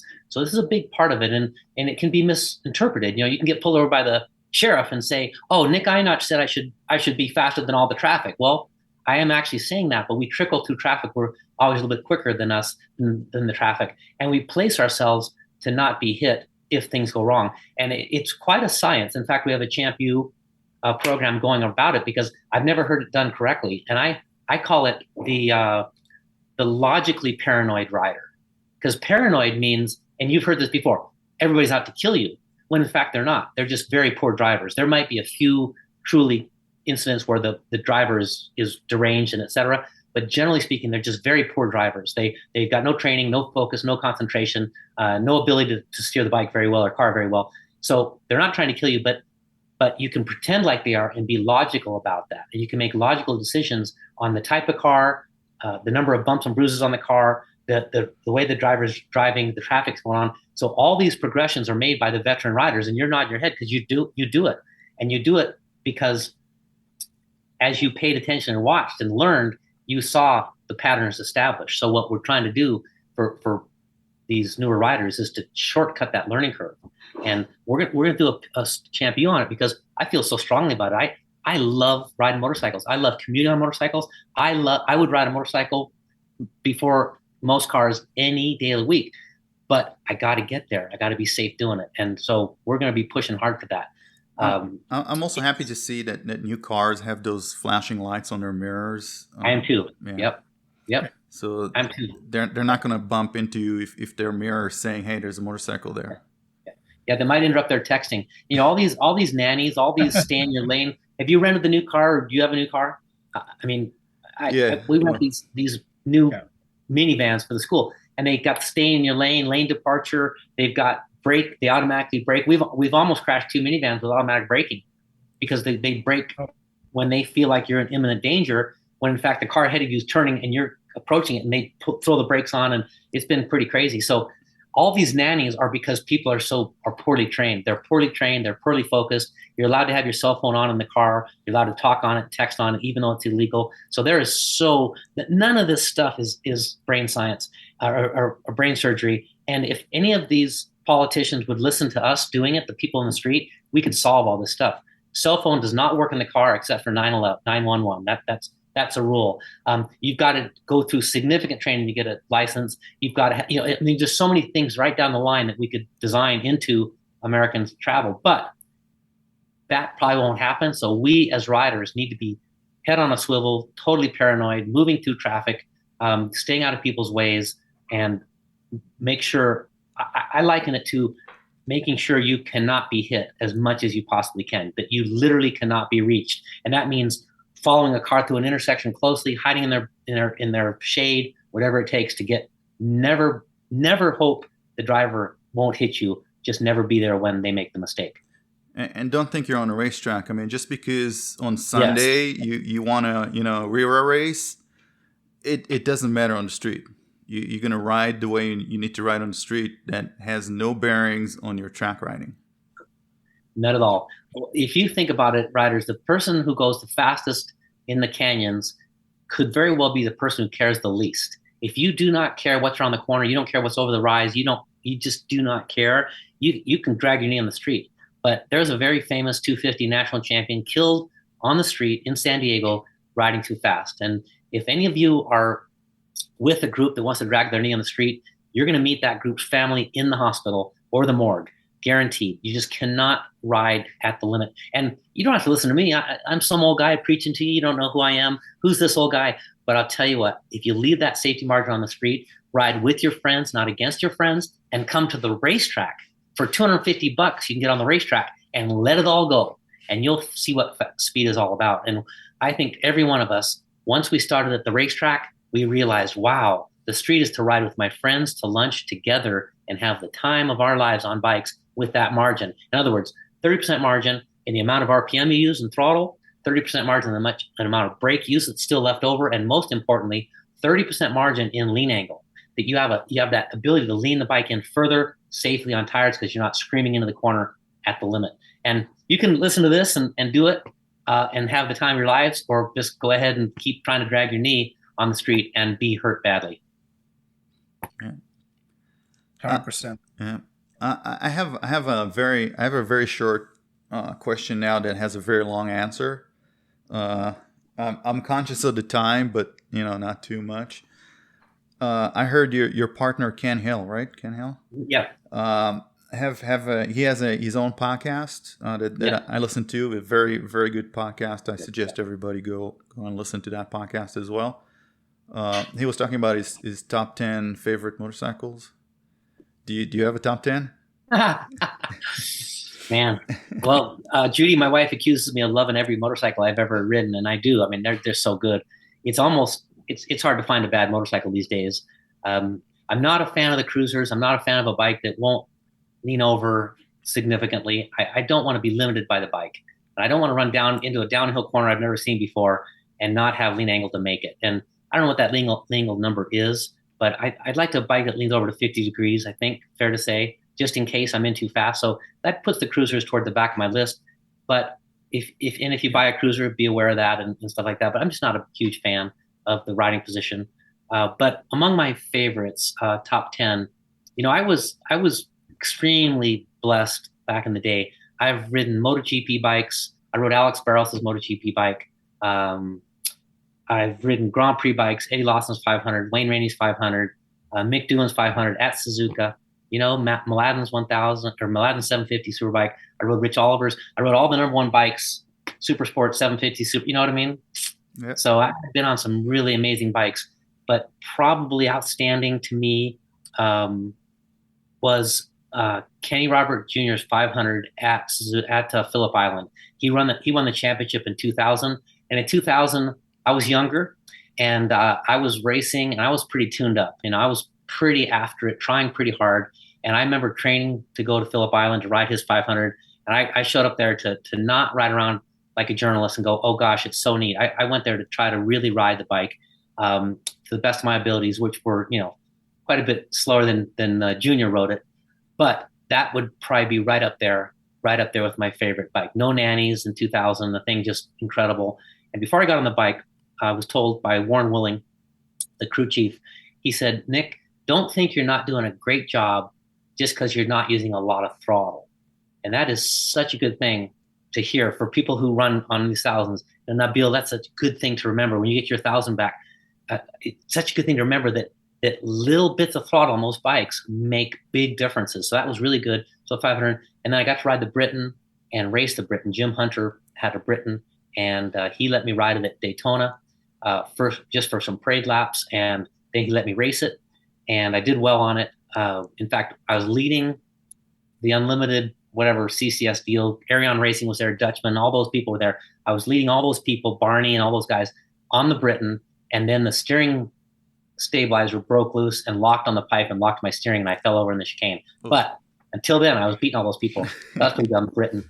And then this Sponda TZ 750 I've ridden and raced. That's a big thing. TZ 250 is up in there. The picture that I saw in Daytona, you were leading the Britain. You were on a Bimota Tesi. Yeah, Bimota Tesi. Yeah, but Andrew Stroud was on the Britain, and he was just playing with me.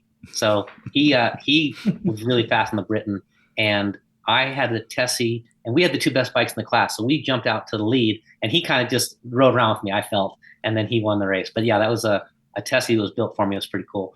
So as I think about stuff, I mean, my buddy Brian Smith has built a really badass Paul Smart replica that he's won in Arma. That's been a neat bike for me. So, it's a long list. Let's just say that. And someday I probably should write down some of those ideas, because it's been a very blessed life, the things I got to ride. Because back in the day, man, they would let journalists show up and ride the stuff, and I took full advantage of it. I was very, very lucky. Yeah. I think. Well, this is a long episode. Do you have any more questions, Nabil? I think we've tapped out. You've been very generous with your time, Nick. Thank you. Yeah. Well, break it up into two pieces or edit all the bull crap I said out of there and make it shorter. But it means a lot to me too, because we're going to post this on our site as well. And if you think about the way the sport has to be individual. You can't really yell out a couple of little riding techniques and hope it works, because if it's not in context, it's tough. And that's why these longer podcasts sometimes have to be. If you don't understand that the tire has to be loaded before you brake or accelerate, or even steering has to be initially gentle to load the tire. If you don't understand that, you'll never realize why people could trail brake, right? You would never think that. You would never realize why people can get mid-corner and pick up brake pressure, because you don't realize how smoothly the initial has to be. And so we say initial brakes or throttle have to be for weight transfer only. And if you just think about my initial brake initiation will be to transfer weight forward, the initial throttle will be like, but if you never hear those ideas, then trail braking sounds crazy and braking mid-corner sounds crazy. And some of these new rider schools, when we say, hey, we need to teach trail braking, they'll say, oh gosh, you're crazy. We can't fit that into our curriculum. We're saying we got to start the curriculum differently. We got to evolve the curriculum to start so that trail braking can be automatically understood through tire loading, 100% of grip, 100 points of grip, radius equals miles an hour, dropping, radius tightening. All those things have to be in there. And if we can't put it in context, if we try to do a 3-minute Nick Ienatsch tip, somebody would write in and go, he's crazy. When I grab the brakes at lean angle, I fall down. Well, you use the wrong verb. You use grab. So to put it all in context means a little bit, and tighten it up and break it into two. I bet nobody's listening at this point. It's about an hour and almost 2 hours into it. So everybody's all they're listening, they're listening. But if this episode is out on a Monday, this is probably Wednesday. Okay? Yeah, right. Because they already got home, got to work. Yeah. But listening to it is one thing, and experiencing it and learning it correctly with the instructor that is actually talking to you right now is a different story. So they do need to come to your school, and they do need to experience that theory, right? Because you're talking, it's a theory. It's like them, right now it's like them reading a book, right? I mean, we're pretty much book on tape for them right now. But you still need to experience that theory, and you still need to make it body memory. Otherwise, it's never going to work. Yep, and that's why we film everybody at our school each day, because once you see yourself in film and we get a chance to work through the film with you, it's really different. And that gets back to that individual coaching. You're hearing these things, and they will help you. And you two are putting them into play. Like, okay, I can see turn 2, da da. But when you get coached by someone you trust, that's what really matters. And that's a big part of our school. And there was an article done just came out on Liad Edit, and the author said that it's a bunch of Tony Robbins type of communicators speaking to you. And I took that as quite a compliment. In other words, the kids that are going to teach you, and I mean kids, there's some 22-year-olds. I think Chris Paris is our older instructor besides me and Mark Schellinger.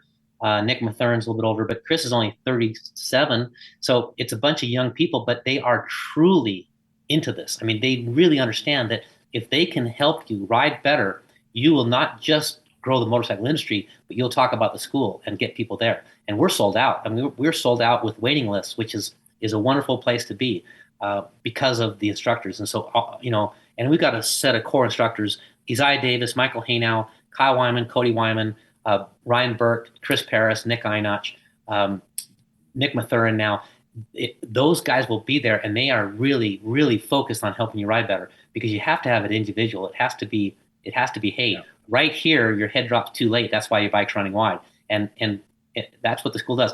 But I know we didn't, this is not a sales pitch, right? This is not a sales pitch. This is like, if we who understand this sport, if we don't speak up and push on people to improve, it won't.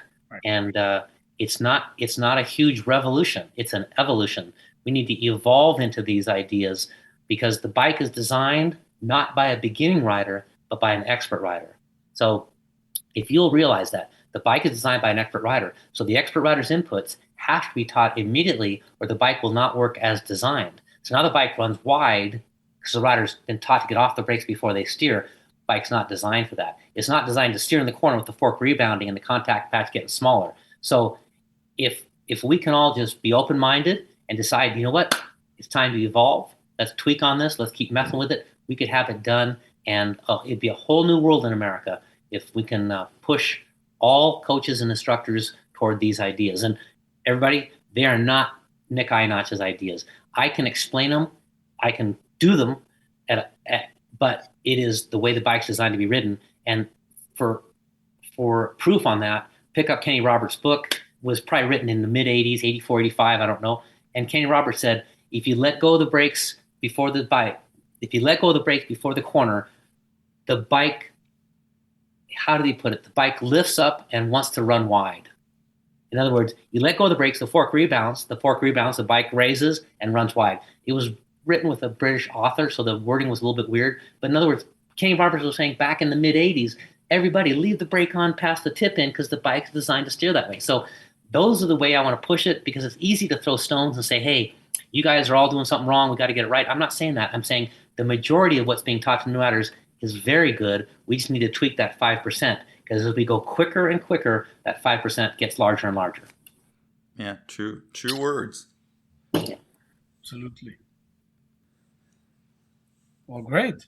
I think we should do another one just on street riding, because we've covered kind of the advanced level, but there's so much to talk about with like defensive riding on the street, which you've touched upon a little bit, Nick. That also I've done some readings and courses about it, and there's tons of things people can do on the street to be safe too. You're lucky to be able, you're lucky to be able to still live in the valley, because here in Vegas, first of all, there's no filtering law, so you have to ride like a car, which makes no sense, and it's also super hot. So I do take my truck out to work, not a motorcycle.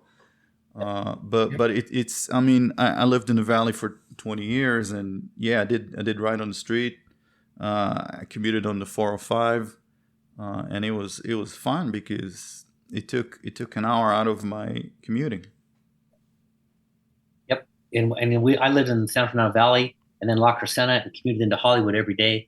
And I had a boss named Art Friedman. If you remember Art Friedman, road racer as well. But he was such a traffic survivalist. He really got us all thinking about traffic survival.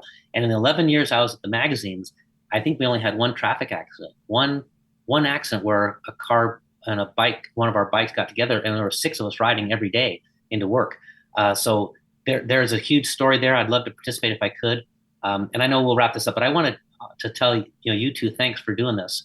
And you're coming from a enthusiastic viewpoint, and that's what really changes things. When you are an enthusiast, when you truly love riding, you truly want to grow the sport, you want to never crash again, yet you want to run a good pace. You want to get to breakfast with the lead group, having the time of your lives with a 30% margin. When those what push you, it changes everything.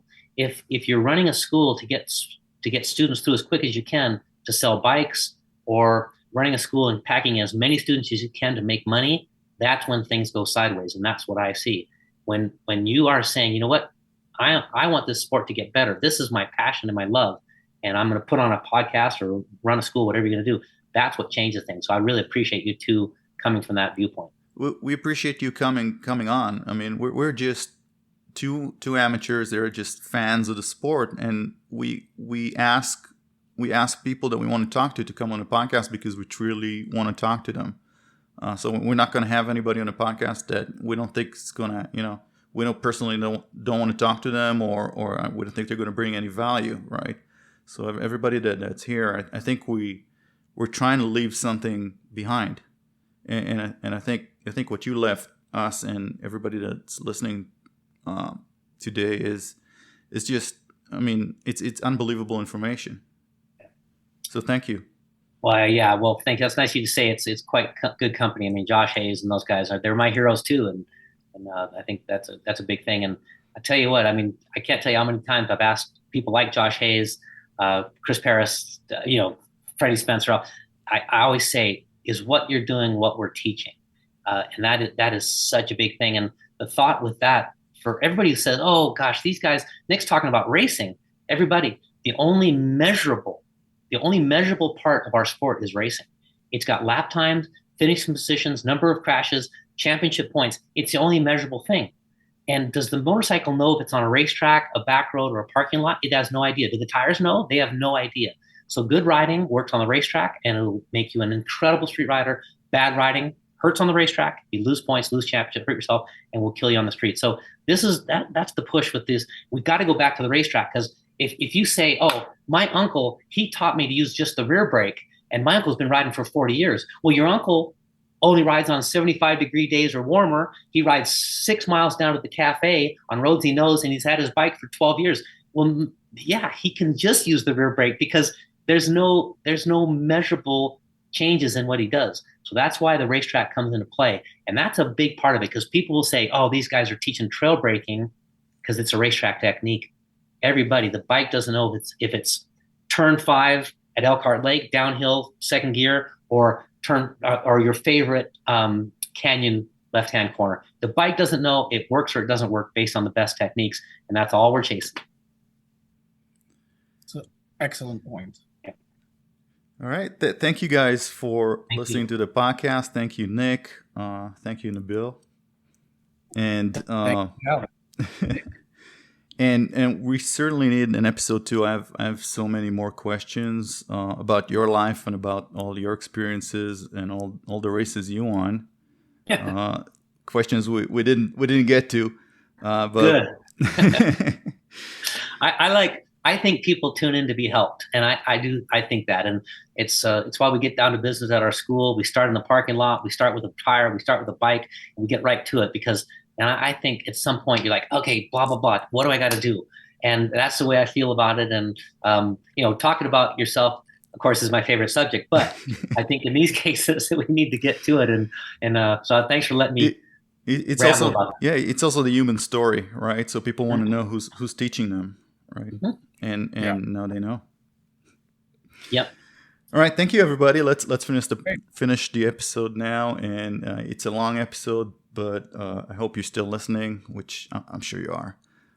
So thank you, everybody, and good night.